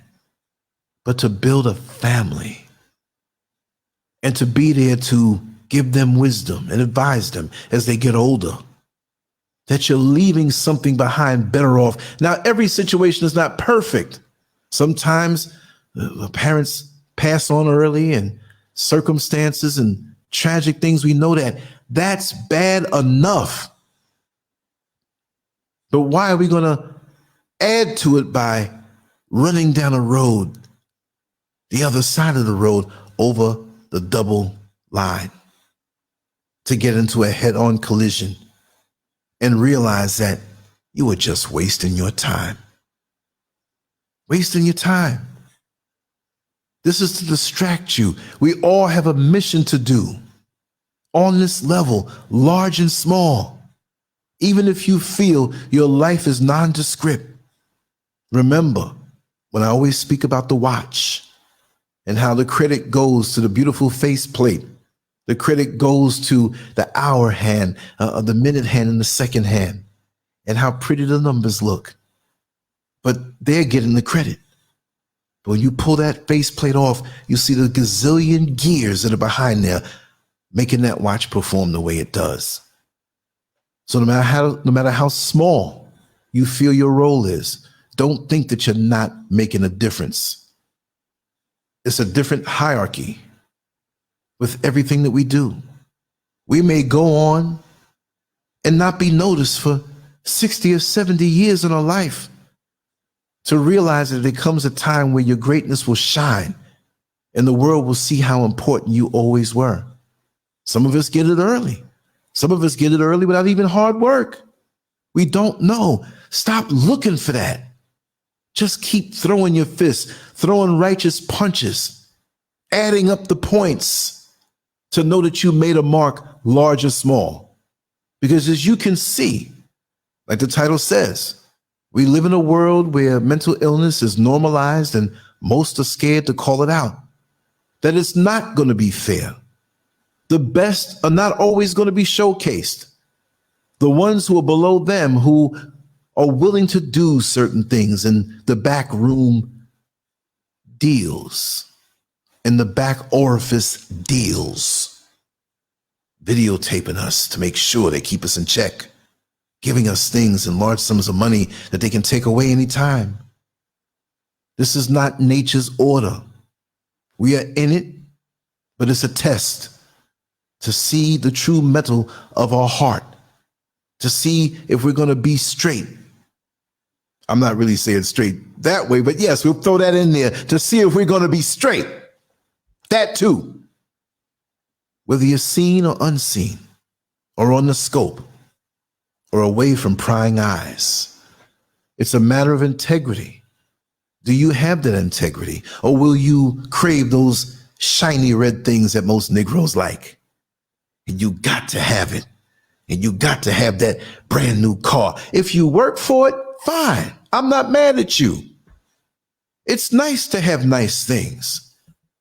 But if your esteem is so low that the only way you can feel good about yourself is to surround yourself with low vibration, no vibration, dead toys, and a pseudo status that is fleeting. And you learn this if you have the luxury of a deathbed and nobody comes to visit you because they were only using you for the status, for the sex, or the money, as is most often the case in this world. So don't get it twisted. Put your energy towards something that's going to mean something, because this world is shot already. This world is like a runaway train that we don't know when it's going to derail. But just like that person who's driving with somebody who's intoxicated, narcissistic, full of ego, and wants to go faster than anybody else on a light drizzling day when the oil is sitting on top of the road, you're asking for an accident. And you see this person push the gas pedal down after the light in front of you went from green to yellow and 5 seconds just went by. And you pray that nobody else is on the same mindset to go through that light just as it turns yellow. And you get through. You come up with an excuse to get out of the vehicle, and you're smart because you got away from something that is going to happen. And by the time you get home, you get a call on your cell phone. Did you hear about Marty? Oh, man, that crazy fool, what happened? Man, he ran into a pole, man. He got hit by an 18-wheeler, it spun, hit the pole, broke in half. They can't even find his head yet. So when it's time and when you know, you can't negotiate with these demons. They are hell-bent on bringing you into hell. Whatever you call hell, I'm speaking symbolically. They're taking you off your course. I can't sign off on mental illness. If you have been traumatized, molested, I can work with you if you acknowledge that. But don't throw off on me if I don't sign off to say you can keep doing this because this happened. In certain times, it doesn't happen. There are a lot of people I know that live certain lifestyles that had a good upbringing, seemingly, that weren't molested by somebody. You got people who come from good homes where they're batshit crazy. There's no reason why. It could be something in the genes or something passed down. I don't know. Those are mysteries that maybe we'll never know on this level. But all I'm saying is that we can't embrace a corporate mental illness, political mental illness, religious mental illness. And don't start. I said I wasn't going to do a 5-hour show. If I start talking about the religious mental illness, we'll be here. You'll be like, Lance, I got to sleep. It's 5 o'clock in the afternoon the next day. You've been talking for all these hours. We'll just break it up in segments.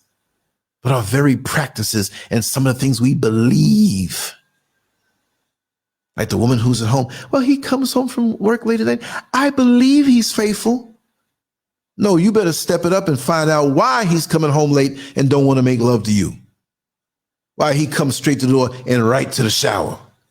What are you trying to wash off? He don't want you to pick up the scent of another woman, and hopefully not another man, because that's going on too. And when you talk or speak like this, I get all kind of comments from dudes. Hell, you know how many pictures a week I get from dudes sending me their dicks? Like, I'm really asking for that. Well, I know you might not be into this, but if you ever happen to be and you ever want to try anything out, you can just call me. Well, you'll be waiting a long time for that phone call. I know. And from the people who are like, Lance, show it to me. Okay, I'll show it to you. I'll forward it right to you. I get some quackery coming at me. And we got stuff to do to leave this planet better off than what it was. And you have something that's diametrically opposed to you and your mission, and they're trying to screw it up. You all want to be that way, whichever way you are. Find all the people who love the stuff you love, and you will go on your own island. Go on your own island. It'll die off soon. And you hate when somebody says that. Because, see, you got to keep a new supply and new recruits. Remember that group, the Village People, who made the song Macho Man? And they had the song, In the Navy, we can sail the 7 seas. And they had a hook in there talking about, we want you, we want you, we want you as a new recruit. Don't lie to me. That was what, about 76, 77, 78, 77? That was some gay agenda recruiting stuff from back then.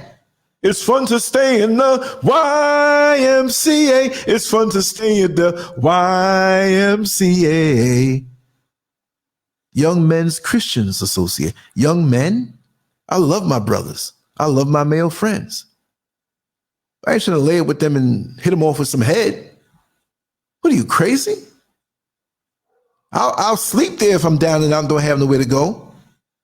But I'm trying to hang out by the YWCA. See who's out there. Come on, let's go to dinner, sweetheart. What's your name? I ain't got no time for the YMCA. The Village People, if you don't know, go on YouTube and Google it and watch the live performances and play the songs and listen to the words. Macho Man was the big hit for them. In the Navy, what else? You know what? I can't play those songs because, you know, the whole copyright thing, but I can sure Google it and tell you about it. And if you want, you can Google that group. You know how sometimes you can get these sites that will tell all the words of the song? Let me see. The Village People songs. All of them had something to do with, you know, okay, here you go. I saw a few of them now. Wait now. Okay. Macho Man, 5 o'clock in the morning. I didn't know they made that. They had a rap song like that, but I didn't know they made it. San Francisco. Like Dave Chappelle said, San Francisco is probably the anus of America. Go West, Magic Night, and In the Navy. Let me see if I can find some of these words. Okay, let's see if we can find some of the words. Lyrics in there. Go back. It's not bashing. I'm just talking real. I'm just having a conversation that I would have behind closed doors. But it's public. Okay, here we go. Oh, damn. Okay, they giving the full version of this song, but it's just one song. Wait a second. That's YMCA. Young man, there's no need to feel down. I said, young man, pick yourself off the ground. I said, young man, cause you're in a new town. There's no need to be unhappy. Young man, there's a place you can go. I said, young man, when you're short on your dough, you can stay there. And I'm sure you will find many ways to have a good time. It's fun to stay in the YMCA. It's fun to stay in the YMCA. They have everything for young men to enjoy. You can hang out with all the boys. There's more to it. But they're recruiting from back then. Young man, I was once in your shoes. I said, young man, I was down and out with the blues. I felt no man cared if I was alive. No man cared if I was alive. I felt the whole world was so jive. Then when someone came up to me and said, young man, take a walk up the street. It's a place there called the YMCA. They can start you back on your way. Or they can have you on your back having their way. Coded language. It was from way back then. And it was mainstream and most people didn't realize it. They say, oh, look at the one with the reflective glasses, and look at the one like the Indian, the Native American, and look at the one. Role play, y'all. They were showing you a world that most didn't even know existed. But I knew because I grew up in New York City and saw it. My father explained it to me. I'm like, yo, but I never knew that it would turn into this. I never knew. Unbelievable. Now, do they have other songs connected to this? Well, pretty much. You get the picture. Let me drop this link inside. Amazing. Let me see. And just like you have the Masonic organizations and the Illuminati and whatever else you want to, they got their way of knowing. They got their way of knowing. You could be in a room with them, right up in the conversation with them, and they done wink their eyes and did the handshakes and little motions and whatnot. And you see them too later on. You just introduced them. It's a passing business deal. But you see them on a Saturday night, just them two, up close, next to each other. Like, wait a second. Y'all I introduced y'all on the business deal six months ago, and y'all are up here pissy drunk. Hey, what kind of club is this? Where are the women?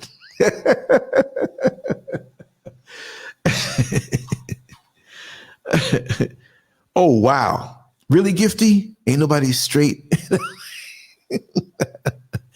Whoa. And some are just so cool with it. And it's Raining Men by the Weather Girls. The Alphabet Mafia took that. Yes, they did. Did I tell you I did a posing exhibition with the Weather Girls? It was in August of 1983, and I'm dying to get that paper, the City Sun, that had my picture with them. And there were other bodybuilders there. But it was Harlem Week, and it was a whole week of festivities because, you know, Harlem, New York used to be black, right? Now it's all mixed up. A multicultural, twisted bowl of soup is turning into. But my buddy, his last name is Scott. He came on the show about 2 years ago and was talking about all those things. I want to get him on. I keep forgetting because I know so many Scotts. The last name, it's a blur to me. So he would get us out of the different gyms to go and do different events. That's when I was speaking about Linda Wood-Hoyt, the lady who's like damn near 80 years old and a bodybuilder and still looking good. That's when I got to meet her. That was 40 years ago, right? So we'd do these different events. We'd speak at schools. We go do posing exhibitions and little seminars and different black schools speaking about nutrition and different things. So that week I would always be free. I went to everything, you know, but that day they had Ready for the World. They had the Weather Girls and they had Strafe. Remember the song? Set it off on the left, y'all. Set it off, I suggest, y'all. Set it off. Set it off. Set it off. On the left. On the right. They were singing it too. But it was the Weather Girls that we came out with. And I had something that was a little more than a thong, but I was masculine. And the whole front of City Hall, it was like the Million Man March the way it looked. It was on a lunch break too. So it was awesome. Not too far from the World Trade Center. So all I remember is that the other dudes had some kind of like the little kung fu shoes on. Not those, but like little slip over things. And I didn't. Man, that stage was so hot. I was hurting. But I was still hitting the shots or whatever. And Martha Washington, she was kind of on the diva side, kind of like, you know. And the other one, I forgot her name. But she was cool. And after that, you know, it was just a performance. You know, we were little nobodies, glad to get up there. And there was a news clip, you know, they took of that, and I was on that. I got to try to find this stuff. That's a long time ago. So the City Sun, that was a black newspaper in New York. It wasn't like the Amsterdam News. It was kind of like smaller. And a couple years after that, they just folded. So these are just memories. I wouldn't lie about those things. But yeah, they take that for their own thing. They better not use no clip with me with the Weather Girls, even though I wasn't in the official video. You know, but they gay guys took that as their, you know, as their song. It's crazy. Rip off the roof and stay in bed. And that spirit, growing up in the city, and you can't help but be around on the jobs and the street. That was a big subculture, and is, I guess. I'm not in the city now. I mean, I know things feel a little different, especially after 9/11. But that gay thing, you could smell it. I don't know. I'm going to say it. I don't care who gets insulted. It's a spiritual scent. I'm not even going to call it scent. Scents are nice. Like what's the scent of that perfume, right? No, it's a spiritual smell. And it's insulting to you who are not going that way. And there's an arrogance that goes with it. It ain't just we love each other just like you two heteros. No, it's not. It's something that's always on fire. It's something that's never satisfied. Here you are doing, like they used to have the Pride concert, not the concert, parade. I'm sorry. They had concerts all during that week. And like I said, most people want to go down there because there are a lot of fine ladies out there just checking things out in the restaurants in Greenwich Village, which many homosexuals only felt comfortable to be themselves in that part of the city. But they had some damn good sushi restaurants. Washington Square Park was sweet at night, all night long. Nobody bothered you. You sit on the park bench, you talking to a young lady, hanging out, having a good time. You saw them around, but you were into what you into. And I'm into what I'm into. And it was really nice. Washington Square Park, the Greenwich Village. But then you have the Christopher Street Dock. Does anybody here know about the Christopher Street Dock? My father had a client on that one block right there. And from single digit ages, when I would go with him in the summertime or after school or on the weekend, there are these two bars across the street. And I knew from young, because he told me the deal what it was. I was like, Daddy, that lady don't look like a lady, but that lady got a dress on and they look tall. Because, you know, if you 6'3" and you got heels on and your size 12 pumps, well, guess what? You're going to look like a giant in the big angular face. No makeup going to hide that. And big catcher's mitt hands, big Adam's apple. And you know how some of the white men got them big noses? Strange, like a monster.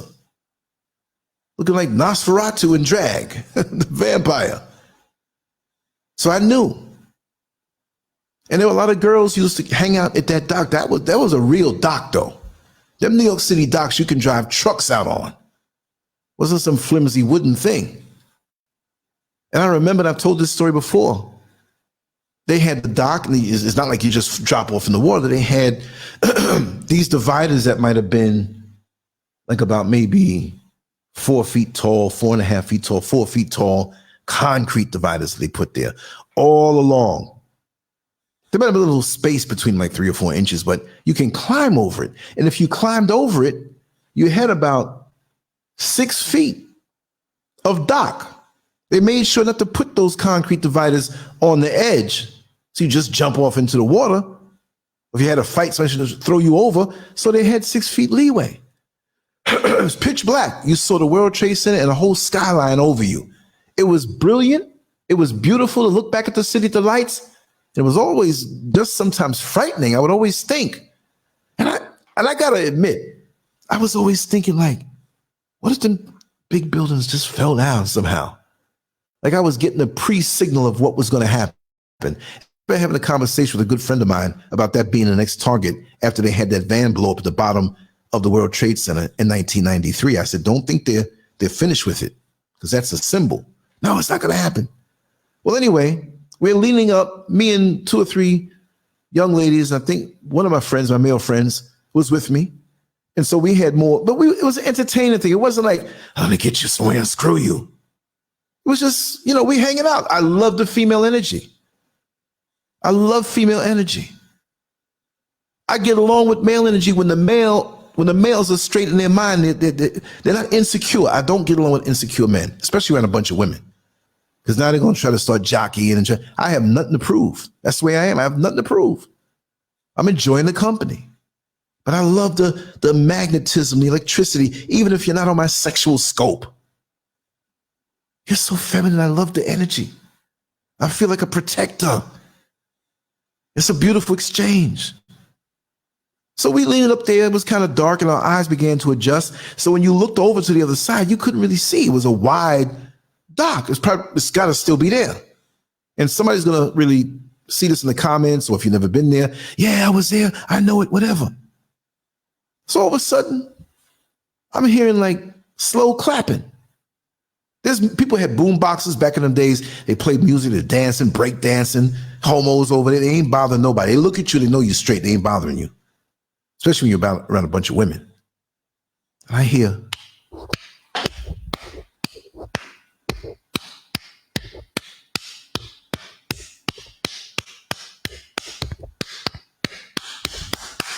I'm like, what? You hear that noise? Like somebody's smacking somebody. And one of the young ladies who were there, she turned around and looked behind us. Oh my God, Lance, look over your shoulder, look over. And I looked, these jokers, one was on his knees, spread eagle, one pants out the leg. So the next one, who had both his pants pulled down around his ankle, he was hitting him from behind. Two fat, mayonnaise eating, fat white men, middle-aged, like they slipped out there from being with their wives or something. Dude had glasses all fogged up looking at me like he was in his world just shaking up. It was disgusting. Like, oh, damn. Dude had on a wedding ring too. The other dude didn't have one. So I'm assuming they had a wife at home somewhere. Boy, I could see that wife. Alan, you taste different. Have you been pooting on yourself? No, that's the next man's anus. And then you get mad when I say it like that. Oh, you're so nasty. Well, you're doing the damn thing. I'm not even doing it. I'm just telling you. And you getting mad at me. What are you getting mad at me for? Yeah, Ren H, New York City. And yeah, no, the 90s was still dope. But I'm going to tell you, the 80s, the late 70s. I mean, I'm not saying you missed anything, because I did a lot of exploring. I found myself up at parties that had no invitation. I found myself in clubs that nobody knew about, just in the underworld, the sexual underworld. They no longer exist. I was in Plato's Retreat. You know the song. And people didn't even know what that song was about. Let me see. Let me see if I can get, what was the guy's name? His name was Thomas. Okay, I'll find the words of that song. Plato's Retreat. But Google Plato's Retreat, New York, when you want to see. They closed up, I believe, in the December of 85. I was there in July of 85. And Mayor Ed Koch, who was gay, nobody, a lot of folks didn't know that, to make a statement about the fight against AIDS, he went and had that shut down because that was a very popular swing club. And basically, to close that club would put the stigma on heterosexuals that you're having all of this wild sex. Remind me to do a show on that, and I'll tell you my experience there, because I can't just say it like in 20 minutes now. Maybe tomorrow night I'll talk about things like that. But he had that one closed down, and he left all the other gay clubs open, and he left all the other swing clubs open. There was one on 27th Street named Le Trapeze. I was there also. I think they're still open to this day. But that was the second place swing club in New York City, right? But it was a distant second to Plato's Retreat, because Plato's Retreat looked like a daggone Walmart, y'all. Mazes and rooms and dance floors and pools and little rooms. What? It was like an amusement park. You see somebody walking past you, you may not see them for the rest of the night. Wasn't no place where, okay, we didn't see everybody up in here. No. And there was a stench in there too. But I'll tell you all about that. Maybe I'll talk about some wild stuff like that tomorrow night, but I'll bring a lesson out of it. Let me see, Plato's Retreat lyrics. Now put song. I know the guy who sung it. His name was Thomas. Joe Thomas, Plato's Retreat lyrics. Let me read off some of these if I can find it. Okay, yeah. Okay, I'm gonna drop this link here. I always want to show and prove. I don't want to just make people think, oh, you're making that up. No, I'm not making that up. And I'll even try to find one. Yeah, okay. Yeah, Ed Koch was gay. Oh, yeah. Where was his wife? Not just on that. When you're in New York City, and look at these words here. Plato's Retreat. Y'all can play it, but I can't play it. If you need some loving, some part-time hugging, move to any beat at Plato's Retreat. Getting hot and bothered, loosen up your collar. Let's all do the freak at Plato's Retreat. Then let's all do the freak, yeah, and then the hook. You know, then they say those words again. Don't need to know your number. Just got to know your body. Let's all do the freak at Plato's Retreat. And so they repeated those words. Everyone invited, getting all excited. Let's all do the freak at Plato's Retreat. I don't want to repeat nothing, so that's why, you know. But when they say don't need your number, just got to know your body. Man, I saw some things up in there. I did a little something myself with somebody I brought there with me, but it was a free-for-all. I'll talk about that because I want you to get the feel. I want to talk about New York and different aspects of it. Maybe I'll do that tomorrow night and really take you there and make you laugh and take you to worlds maybe you didn't even know. That stuff was back from then. That was July of 1985. I was 22 years old when I went there. But I had been a veteran for exploring places for years before. And like I said, from 16, 17 years old, when I got that muscular body, well, I exploited it. They thought I was grown. You could tell I really wasn't, but you put on a hat at night, little cap, paint on more of a mustache. Why do you want my eyebrow pencil? Hold on, let me just use this and give myself more of a mustache. Kind of walk kind of hard. Going. You can go on, no ID, whatever. I'm like, wow, I got in. Got to get these stories. So when 2023 comes, I can tell it to everybody. Long before a lot of them were born. Yes, Jack Griffin. I caught the joke. Those places were taboo. Maybe we'll open up a little more on some things that I did, but they know. But that I like that. Jack Griffin's always on time with that's a joke. That's a hidden joke in there, y'all. And I wasn't even looking at the chat room because I'm going to wrap it down soon. I'll save some for tomorrow. I want to talk about things I explored, but you know, there were fun things too. There was how could I put it? There was a decadent, grimy wholesomeness. I'm not glorifying the decadence, but these days, that spirit, that twisted spirit where mental illness is normalized, you could feel the evil in it. I'm not saying it was right before, but people had a chance before. People who are into things. I mean, I've known people who are heavy into drugs and heavy into homosexuality. We didn't hang, but I knew of them in the different worlds that I traveled. And a lot of them on all levels had a kind heart. Like, this is what I do, but I'm not mad at you for being who you are. Now this thing is so organized and pushed on people. And we think it's new. No, it's not new. It's been lurking.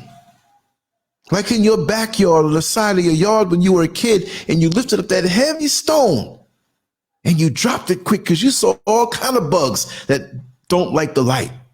Now they're scrambling. One's on your leg and you're hitting your leg. You see what I mean? But it's different now. It's evil. I'm not going to say it's just CERN, but I feel stuff like that has something to do with it because there's so many Satanists and so many people who don't like God, the creator, the God force, the life force, that thing, that energy that brought us here and had everything laid out so perfectly for us. A perfect world, man. Like I always say, I don't pick mangoes off the tree down here and it calls me back to, hey, you got to give me $5 for picking that off my tree. It was free. There's an energy out here that does not like how we were afforded such a wonderful life. And it's those entities that try to lure you into things that you shouldn't be doing. There are rules to this game. And we do have tragic things that happen to good people, and we don't know why. It may not be where it's their fault. But those things we may not know on this level. And you know what? It's okay. Because I know there's a reason for everything. But this engineered decadence forced on you. And like I said with Gabrielle Union and Dwayne Wade, how they applaud that. You have presidents of politicians, religious figures applauding them, preparing to mutilate their son. Don't you know you knock off so many generations if you cut that boy's dick and balls off? That might be the cure for cancer coming through that guy's loins years from now. It might be the cure for AIDS coming through, and you chop it off because you feel after they sucked in the agenda. Because that Dwayne Wade, he ain't too straight. He's living vicariously through his son. Well, you keep that to yourself. Because even the son that you had doesn't belong to you. You raise them, you give them the best wisdom that you can, but that is a crime that will go straight down through the pits of hell, down to the bottom. Let's talk Christianity. The devil say, man, they put him so far down the hell, I ain't gonna see him because it's so bad, I ain't going down there, and I'm the devil. But there's a spiritual thing to that. Remember, we have entities that get off on pain. People who are sadistic, demonic forces who love to see misery. Think about that movie Hellraiser with the gnashing of the teeth. And they say it's going to be like that in hell. Whether it's this or that, why take a chance? Why are you doing this? Look, there's a lot of, I feel, this is my pure opinion. There are a lot of disembodied entities that seduce you into doing things that they want to do, but they don't have a body to do it in. Like a dude who don't have a car. We know he drives good and has a license. Hey, bro, can I hold your car tonight? What you gonna do, man? Oh, man, this girl's leaving town in 3 days. I need to spend some time with her. You're gonna be out of town for a week. So can I hold it for them days? I'll bring it back. And you might let him do it, but he doesn't have a car. And some of these demons ain't got a body. We talk about casting up the spirits. They ran into the pigs, swine. There's a lot of hints that's telling you. Because when you look at the world the way it is, that's what it is. And they love to recruit you. You see, these homosexual men, they don't want homosexual men. They want to recruit you. They get a thrill from turning you out. A lot of them love married men, heterosexual. A lot of them jokers would love for me to turn the other way. Oh, we got LANCESCURV. Yes, they'll be high-fiving and whatnot. Well, you ain't high-fiving nothing on me like that. They don't want what's already tainted. I've seen it in the jail. I've seen it in prisons. In the jail, they'll make unofficially a unit like that. You'd have 4 cells that had 8 inmates and a day room for all 4 cells. And so to stop any trouble from people who, I don't even want to use the word homophobic. That I ain't scared of none of y'all. Like I'm scared of something that you're doing that's so good to you. I'm scared of it. No, you scared of me because I'm walking with nature. Oh, we go ahead. Watch the comments in this one. If you didn't see the comments on the show yesterday with Bill Gates and what else did I speak about? Energy vampires and hot sex with AI. Look in the comment section of that. Look how I answered them. I was going to do a show on that comment tonight. I'm like, I'm not going to sit here and advertise and get caught up in, because it's going to pull other people, because I have trolls that are that way. And they're going to come back. Why don't you use your platform to just show the other side? But not interested in no Batiman, you know. You got enough platform out in the world. Daggone it, you can't go anywhere without seeing the rainbow that they hijacked. That rainbow don't belong to you. That's a glorious thing. A wonderment that gives you hope. Little children see a rainbow, and you knew exactly what to pick to make that your symbol. You little bastards. Yeah, I said it.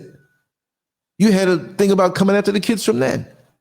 But I'm not going to reject the righteous rainbow that my creator made. No. We need to make a rainbow with a patch on it. It's about straight love. You know, we need to be a thorn in their side. But again, you know, people will lose jobs and they won't be accepted into certain communities where it might be townhomes or something, and they may find a way. I think he won't like us. You do know we're all inclusive for everybody who loves each other. We don't discriminate. But that community can be so evil to black people, like I said earlier. That wealthy, affluent, corporate, we have money out our ass type of LGBTQ folks. Like I said, one of the most telling visuals that I had, I will never forget it. I was on the outbound 21 route, left downtown at 5:15, and I had a light there on Orange Blossom Trail in Central Avenue. And there was a guy that I knew from working in the jail before, that I knew he was a homosexual and part-time prostitute, but he was homeless. He had mental issues and drug issues. He wasn't a bad person at the base, but he was so tied up with trauma and confusion and spiritual whatever. But I would look at him as a victim because I knew of him personally. And my heart always went out to him because he was confused, seriously.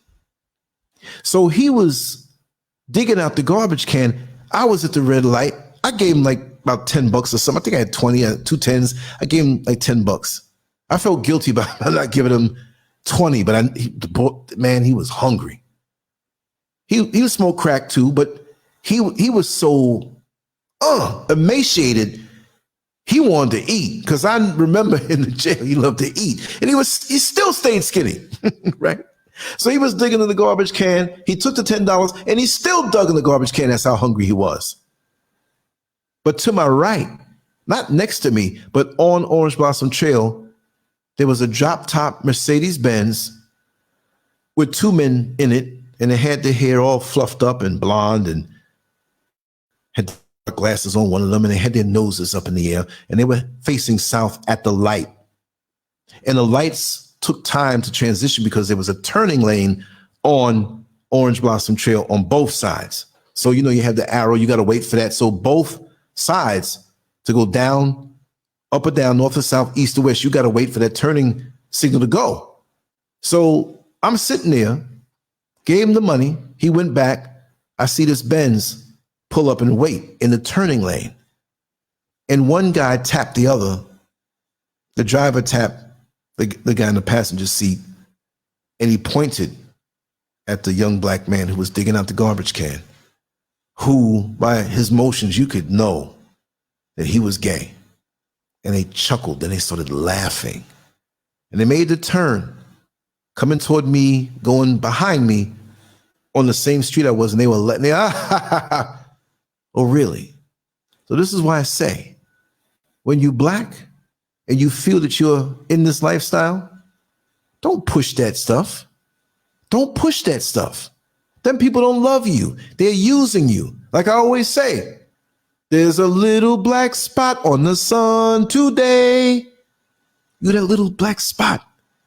They don't care for you. It's just an excuse. You're a token Negro. You want to push all of that and get mad at me for talking about black folks. And look, I don't give black folks a pass because they black. I just know that whole thing so well, living the life I've lived. But it's bigger than that. Because I've told you all before, there have been people who have looked out for me, really looked out for me, and put their career on the line looking out for me. That were white. Not all of them. And possibly if we have to draw the line in the sand, if it comes down to that, I know they're going to pick that other side. But I've been done dirty by people that look like me. It's about your character. But I know the deal in this world. You see? What's the venom behind the action? So some of them in that comment, they told me, oh, you're hating. I ain't got time to hate on you. I'm loving on the people that I love. I want to motivate people. I want to leave you with a laugh, a good time, something thought-provoking. Even if you don't agree with what I agree, let's get into a healthy debate. I love that. I'm not going to be throwing fists at the end of the debate. You know what I mean? That's crazy. Give me more credit than that. There are a lot of opportunities I could have had in this life, but in my pursuit of decadence, I didn't do it. And I had to pay for it. But I think I've been blessed enough to come back from that and get a hold of myself. And still, I got a lot of polishing to do on the hood of the vehicle. I'm not done yet. Still got to armor all the tires. Still got to vacuum on the inside and armor all the dashboard. But I'm getting there. Maybe I'm a late bloomer. I don't know. Time is artificial. This life is just a pit stop to eternity. And I know that. It's an assessment. You're being assessed. It's not judging, because judging is when you don't know. You understand? So, oh yeah, y'all. Some folks that look like us are deep. Yeah. I'll put that up there. You could see it in their eyes. You think I'm gonna give them a pass? Oh, they're a black brother. No way. They'll spit in my soup just as fast as a racist Klans member from what's the part of Georgia? There's a part of Georgia where they all are, or so many of them. You're right again. The rainbow had a different meaning, and what it is today is unacceptable. Unacceptable. And they talk about community. But then again, they hustled. There's a picture I always wanted to draw of a gay man doing the pole vaulting with the promise that he's going to jump over and give us back the pole so we as black people can jump over too. More like a cartoon. After he gets over and jumps, he runs with the pole and leaves us on the other side. They always align themselves, and different organizations align themselves with us. When those people that Kanye West has an issue with, when they want to come crying to us and talk about the similarities that we've had to endure, sounds good. And we as a people are always, not all of us, always willing. Give me your tired and your poor. After, we're always willing to accept the apology and open up full throttle to give our resources, time, and love. But some of those same people who will do that for them won't even turn around and do for our own. You see, a lot of us are mentally ill. Of course we are. Look what we had to go through. Even if we were raised up in nice homes, we got a certain degree of that we had to get out of, meaning that our thinking had to be tainted. We had to realize, hey, this ain't normal. It was mild enough to not have to get professional help. You ride your bike as a kid, you scrape your knee, it's bleeding real bad. You don't have to go to the hospital for that. But you fall out on something that slices you down to the white meat. Then maybe you think you need to go because it might get infected and you might have to stitch it up. The bottom line is that, like I said, some of us will never look out for each other. And so we need to work on being a little more long-suffering with each other. Stone Mountain, yeah, somewhere up in there. I don't know. Forsyth County. Forsyth County. Yeah, Forsyth County, Georgia. Pound for pound. You got them out there. Don't go through there with a quarter tank of gas. White power, white power. They never say it. They never say it with the W in the power, right? It's like they say in sour. Like sour doesn't have a W in it, so they say sour. White power, white power. Yeah, Reese. I'm so tired of them singing their struggle is the same as our struggle. Ain't that something? But you still have your name, your religion, your God, right? We know the drill. Yeah, and that doesn't mean it's not in other parts, any place around Macon, Georgia, straight KKK. I drove through there, but it was on the highway, and we were getting it. We were getting it going to Atlanta. Oh, this is Macon? I didn't know that at that particular point, and I was thinking like, man, I went through Macon and it never stopped. Like I always like to go somewhere local and see the people, not just to the rest stops, but go 2 miles down away from it to get the flavor. And you only get one piece because each state has its own flavor. Each city has its own flavor and multiple flavors. It's just like Florida. You go to Miami. Oh, this is Florida. Yeah, it is, but it ain't Pensacola. It ain't Jacksonville. It ain't Liberty City. It ain't Central. And even Central Florida has so many different parts to it. Ocala. Me and Mr. SCURV were thinking about moving over there in Ocala to the side where they have all this land and stuff. And it was nice, but it was something that didn't feel right about that place. But it would have been nice, but too many sinkholes. And something didn't feel right. It was like everywhere else was getting, because it's a little slower, or it was. I could imagine Ocala now being really more built up because it's a city. It's modern. But the outskirts came quick. And I just felt like hoods might be out there, white hoods. White power! You made a mistake, Scurvin. We know your podcast. White power! Come out, nigga. I don't want to live that way. But you got factions out here in Ghana, too, that are not too, this is not just a piece of cake or something that you can shake your hand or shake a stick at lightly. No way. I see everything. I study everything. This thing is all over the world.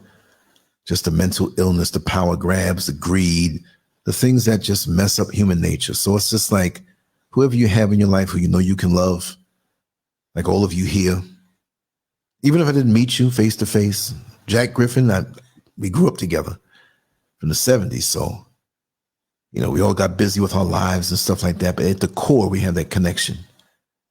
Here, Renegade Power. Yo, Colin's not bad. Oh, let me see here. Oh, yeah. No, I heard about that.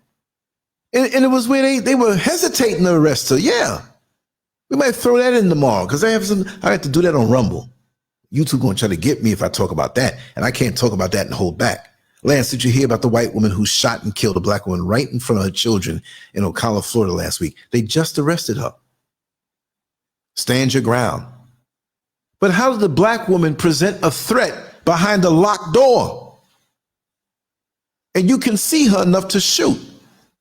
So when you looked out, you had to see that she had no weapon, but this was an ongoing feud.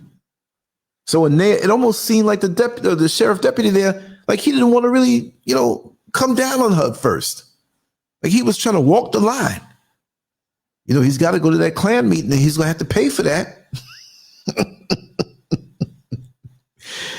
It is a nice place, yes, but there's an undercurrent there. There's a lot of other stuff going on there. When you want to check and see how a place is, as somebody who is an American African, go check the others who were there before you, who were born and raised. If they have their head down and look apologetic and, you know, look like they want to tap dance real quick and it's so separate and something's wrong. It's like when you go to visit somebody really quick that, you know, maybe you're with a friend of yours and he wants to visit his cousin and it's a holiday and you end up coming in, oh yeah, this is my friend Lance, and you've never been in this house before. And you're standing there and you're being nice and cordial. You know, oh, nice to meet you. Oh, okay, thanks. You know, happy Thanksgiving, whatever. We know what Thanksgiving is all about. I'm just saying, I played a role too when I was in America. I'm not gonna, well, you know, this is not our holiday. You know what I mean? I know what it is. Okay, that's what you say. I say it back to you. It's funny. Merry Christmas. Merry Christmas. You know what I mean? I'm a covert agent here. But then when you get into that house with your friend who's only going to stay there 5 minutes to grab a plate and bounce, you just notice a spirit. You notice a feel there. And then you see the father come out. He shakes your hand and treats you nice, but he flashes a look at one of the children. And you say, there's something going on here. It may not be sexual abuse, but it's some kind of abuse or something that they fear in him. Those kind of energies I pick up on quick. I pick up on those things real quick. I'm not looking for it, but I'm very, very sensitive. You know, I'm a nerd at heart. I just had to learn to look tough. I'm a quiet little nerd guy. But this world won't deal with you properly when you are. I'm very cerebral, but I had to build up an exoskeleton, an exterior, not playing tough. No, I'm not trying to, you know, I've cried on this show before. I cry looking at movies. There's songs that I hear and I cry. Does that make me weak? No. That's not weakness. That's emotional sweat. That's what I say.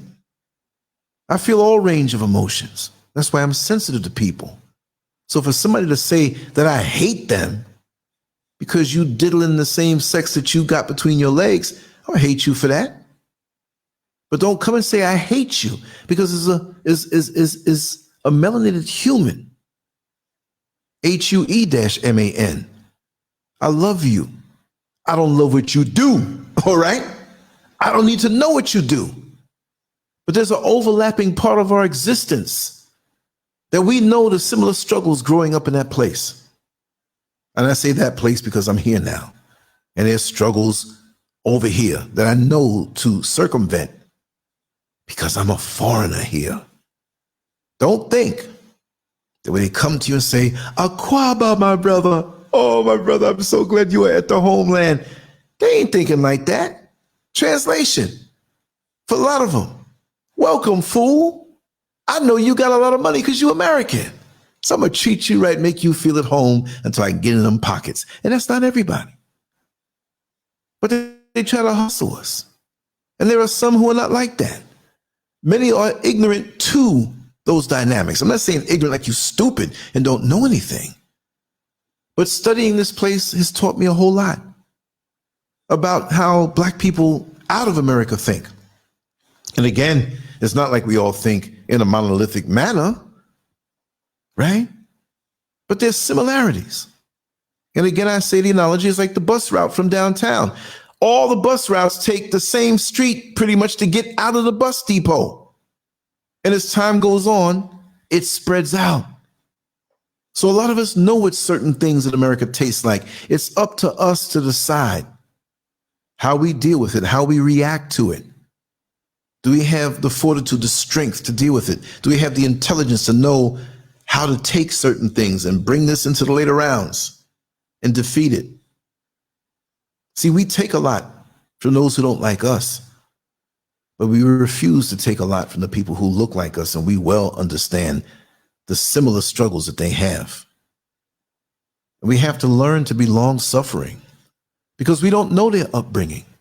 It could be a professional black woman who has a corporate job to the highest degree, double six figures.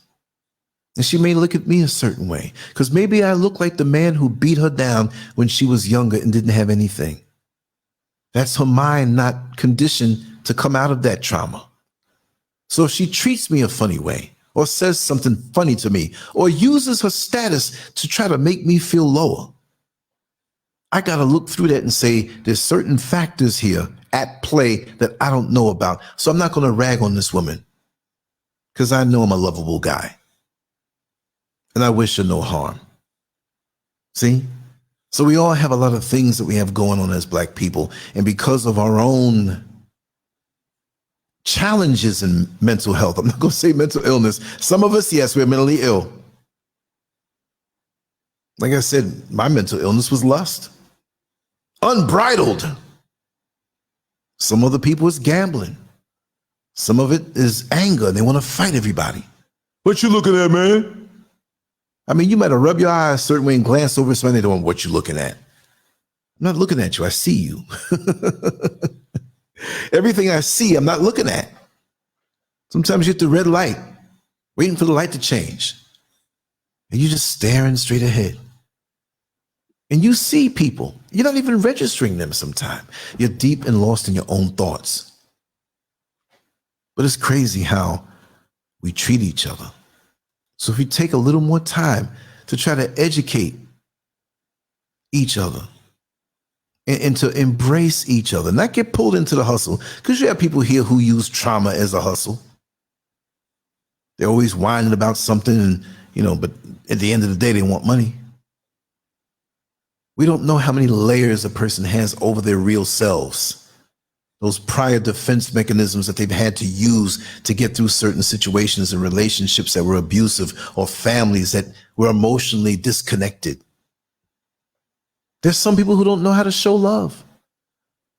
That's why they say, what's your love language? Right? How do you show love? Some people is kissy, kissy, kissy, huggy, huggy, huggy. Some people will never do that, but they'll fix you a nice meal.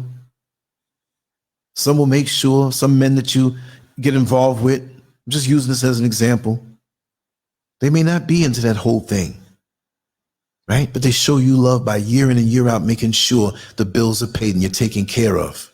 That's their way. So we got to find out how we show each other love and how they show love. They can't tell you because most of the time they don't even know. It's just the same way how people learn or receive you. You got to figure out how they're receiving what you're trying to tell them. And they'll tell you if you ask them after a while. If you're trying to explain something or teach something, I mean, we're all teachers to somebody. They turn around and say, Lance, you're making sense, but I'm just not hearing you. So now we know it's a listening thing. Oh man, I'm not feeling that. Now we know we have to get to the emotions and make them feel. So you have to come around that way. Man, I'm not seeing it. You got to make them see it. You got to tell the story with so much detail that they can see it because they receive it differently.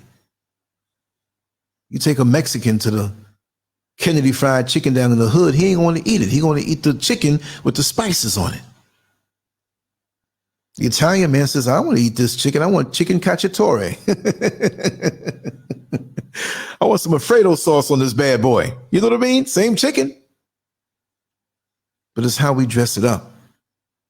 So that's why people to me are very interesting. I study them. Not like I'm on some surveillance type thing and they're a subject and I'm better than them and I'm got them under the scope. No. I study so I can learn how to, it's like a fighter going in with different sparring partners. That if this fight, I'm fighting a short guy shorter than me and he's powerful, but he's a little slow. The sparring partners I'm going to get to train for this guy is going to be similar type. If I'm fighting a lanky guy with a long arm and a long whip-like left jab, and he's 6'4", I can't train with the sparring partners that are 5'4" and 5'5". That tall guy might be so fast, and he may not have any power, but he's fast. How am I going to reach his jaw? How am I going to break him down? We know I got to work the body and get inside, You don't see that for a while, but it'll weaken them for the later rounds when you go for the knockout. But what I'm saying is that we have to approach different people different ways. And we have to be able to assess. And if we don't have any social experience in dealing with multiple people, we can't assess at that particular moment who they are. And it's very difficult because people put up different fronts. They see you and put up a certain shield to appease you. How many times have we seen, like me being a man, right? When I was a younger man out in Queens, New York, and you go to a different neighborhood that you may not dominate the population. You go up and down, let's say, what's the boulevard? Down through Howard Beach.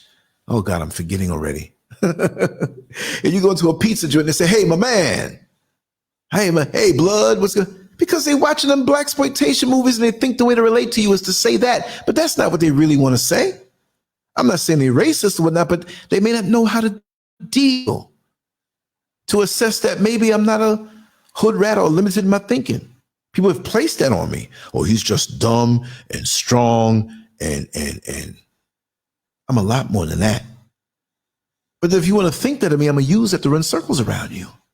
I have nothing to prove. Sometimes it's good to shut up and let them think something about you. At the crucial moment, you rise to the occasion and they see different and they've got to assess what they thought of you.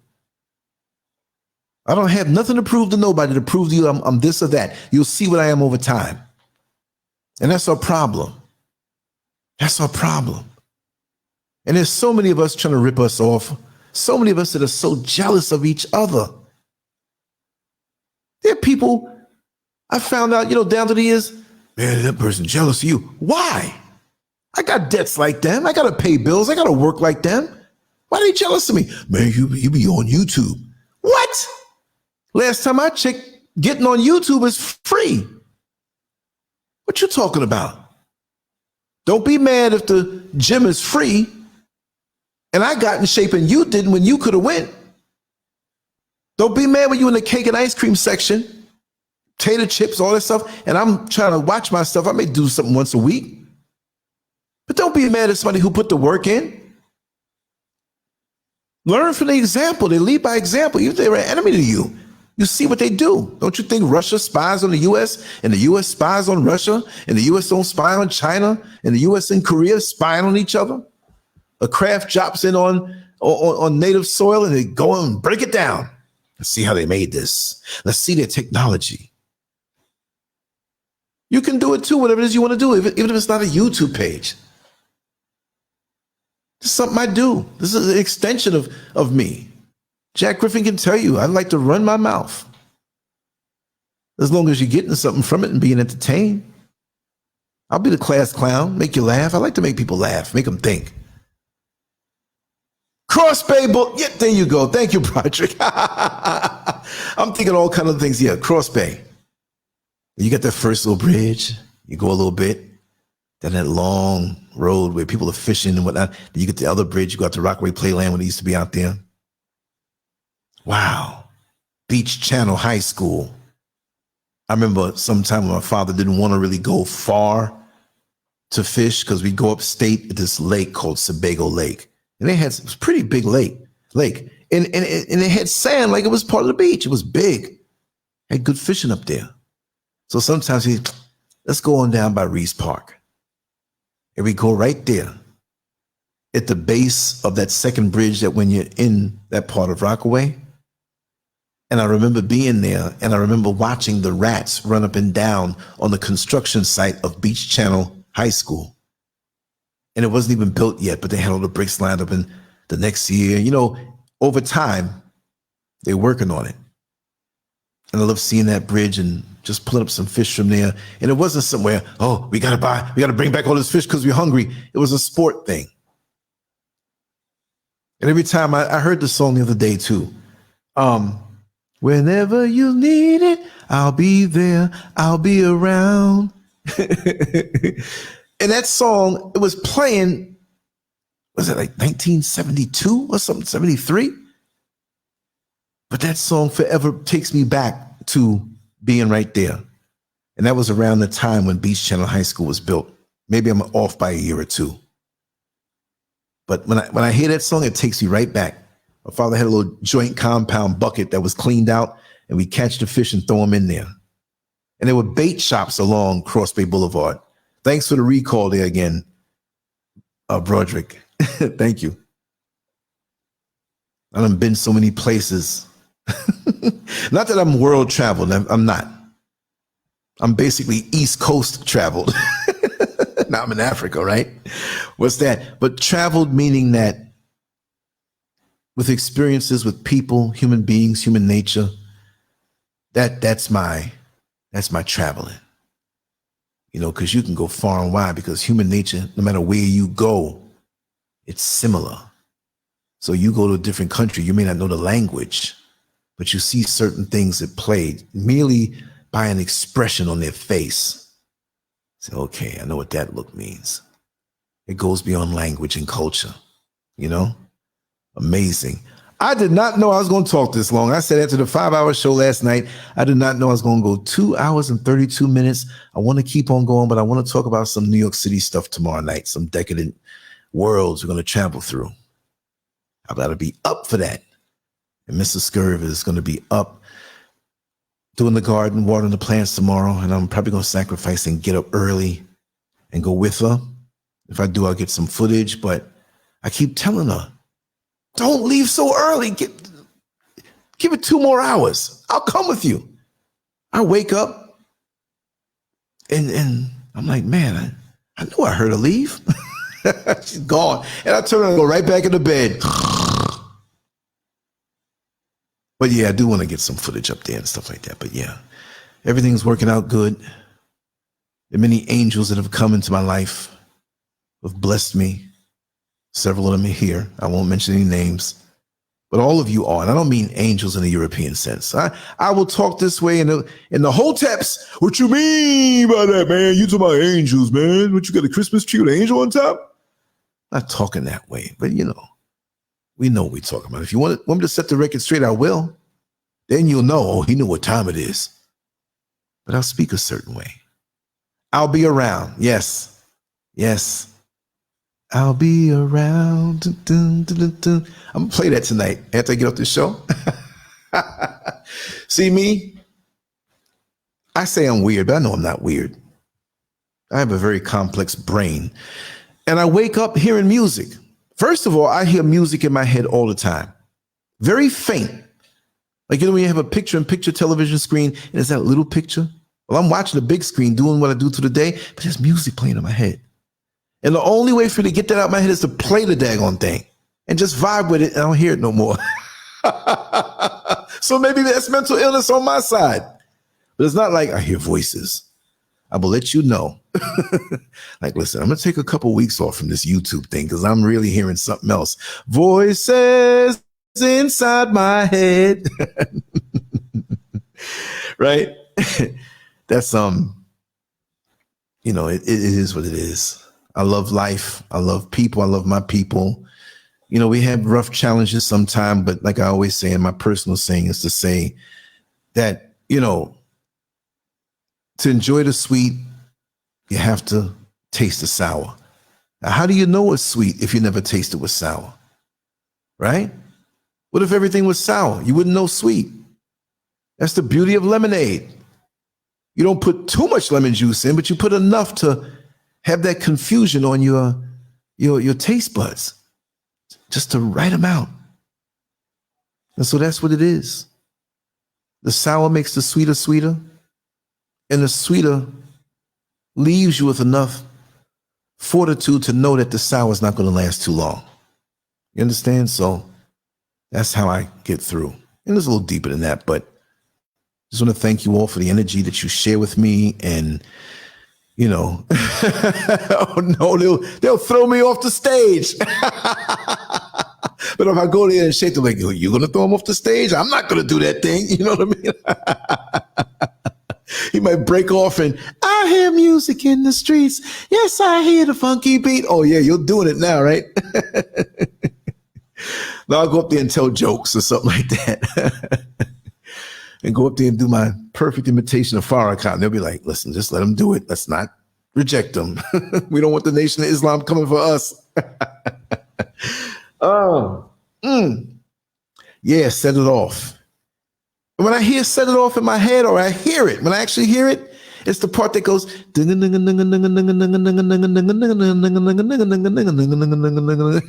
part there. I'm like, oh man, set it off. Yeah, I'm gonna play some music tonight. I wish YouTube didn't have that foolishness going on with this copyright thing. Man, this show would be blazing because when I play music, it unearths memories in my head. And it's like, it opens up portals to things, not that I forgot, but, it makes it easy. It just pops up at me. There's a whole lot, I'm telling you. I have so much more to look forward to, yes, and I'm not speaking past tense, like, we don't like the way Lance is speaking because he's talking like it's all over. It's never over when you do right. But at this point, I have to thank that one that afforded me to be here in the Creator. Thanks for all these wonderful memories that I can share. I loved it. Even the unpleasant things that have taught me things. I'm righteously humble enough to say those things help me to enjoy the sweet. And if I could bring some sweet to you, or even a little bit of sour without being so sour to you, I break it down where you understand that I'm doing my job to recycle these things, because there's a lot inside of me. And I have to thank those who are here with us and those who may not be with us on this level, who have fed into me things to help me be better, because we're like a collage of all of those people who have fed into us, whether they knew it or not. And I've been exposed to a whole lot, trust me. Like I always tell people, my eyeballs have seen everything. And I don't mean every single situation on the world, but pretty much everything I've seen. And it's affected me. And it's let me know that we're only here for a time, and we have to do what we have to do to put our candle out there. Like when they say it doesn't hurt a candle to light another one. One candle can light 1,000 candles and still maintain its flame. So if it's done right. Now, if you try to use me and get over on me, I'm not a dumb candle now, right? But I'm giving that way because I know my flame will continue on, and that's what we're supposed to do. Give back. Some of us can give back millions. Some of us can give back comfort. Some of us could make a person laugh and make them forget their troubles. Whatever it is that you have to give back, it's vital that you do so. Because like I always say, we may not have the role of every tool in a toolbox. That hammer and that screwdriver, it's always going to be used, especially the hammer. But you might be that a voltage meter, right? It doesn't get used all the time, but you carry it around in the toolbox. But when it's time for you to use that voltage meter, right? The hammer can't do its job. It can't do that job. The screwdriver can't do that job. So you have a special mission, whether you're appreciated a lot or not. So I feel appreciated at this point in my life. Not that I never did, but I know why I went through so much, and I embrace all of it because it made me who I am today. And I still need a lot of improvement. I am not perfect. I'm not saying I'm going to be. I'm shooting for it as a goal, knowing I'm not going to be there perfect, because there's only one perfect entity, right? But let's strive to be better incrementally a day than we were before. And don't let no hater stop you from that. Don't let any doubt, depression, no demon coming at you with compliments or at least dropping seeds of doubt in there. I'm concerned for you. You've been looking quite well the last few months, but these last few weeks, is something going on with you? And I'm not saying the person who says that is a hater, but that's how a lot of haters operate. Try to make you go home and, do I look like I lost weight? I do look a little, and there's nothing there like that. But be straight up. The straight up people in your life, like your Lance. Like, see, if Jack Griffin tells me something, Lance, this is what it is. I'm submitting to it because Jack Griffin is not going to lie to me. He's a straight up guy. And he loves me in a hetero manner.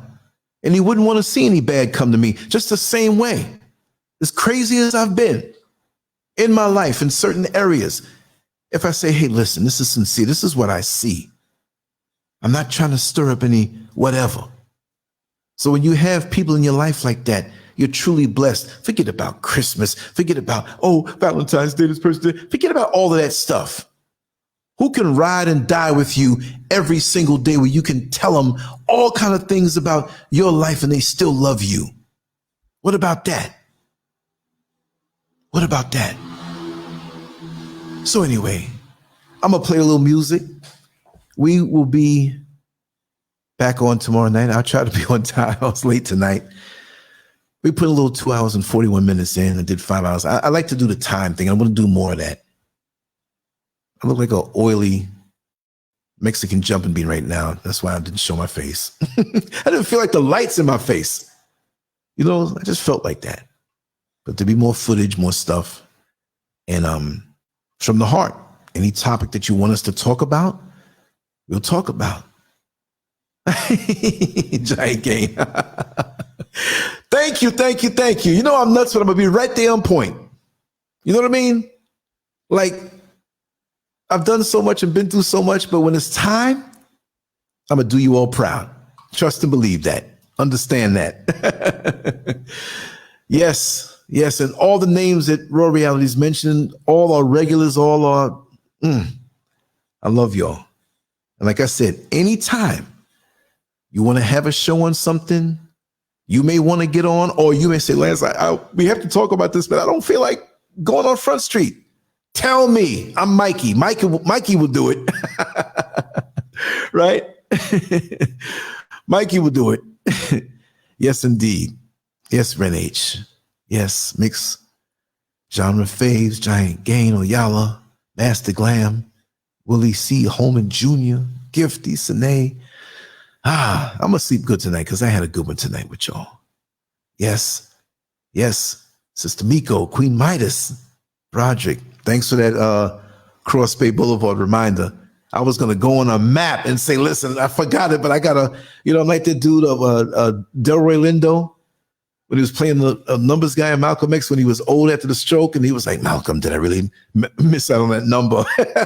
Here he is old on his way out and it still bothered him.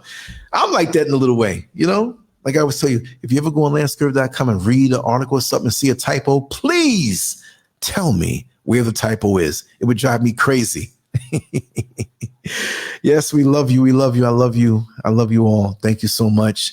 I'm going to wrap it down. I'm going to be up for a little 20 minutes or whatever. Because after I do a show talking like this, it's like running a marathon. You can't stop. You better jog in place. So I'm not going to talk to myself, but I'm going to play some music. I know the songs I'm going to play, right? And we have some fun tomorrow night. Tell some funny stories and just make it happen. But anyway, you all have a good night, and I will see you all. This is Oscar the Lawyer. You're listening to the LANCESCURV Show. For the thousands in attendance and the millions watching around the world, ladies and gentlemen, let's get ready to rumble! Cause it's a war on the real, baby, look outside.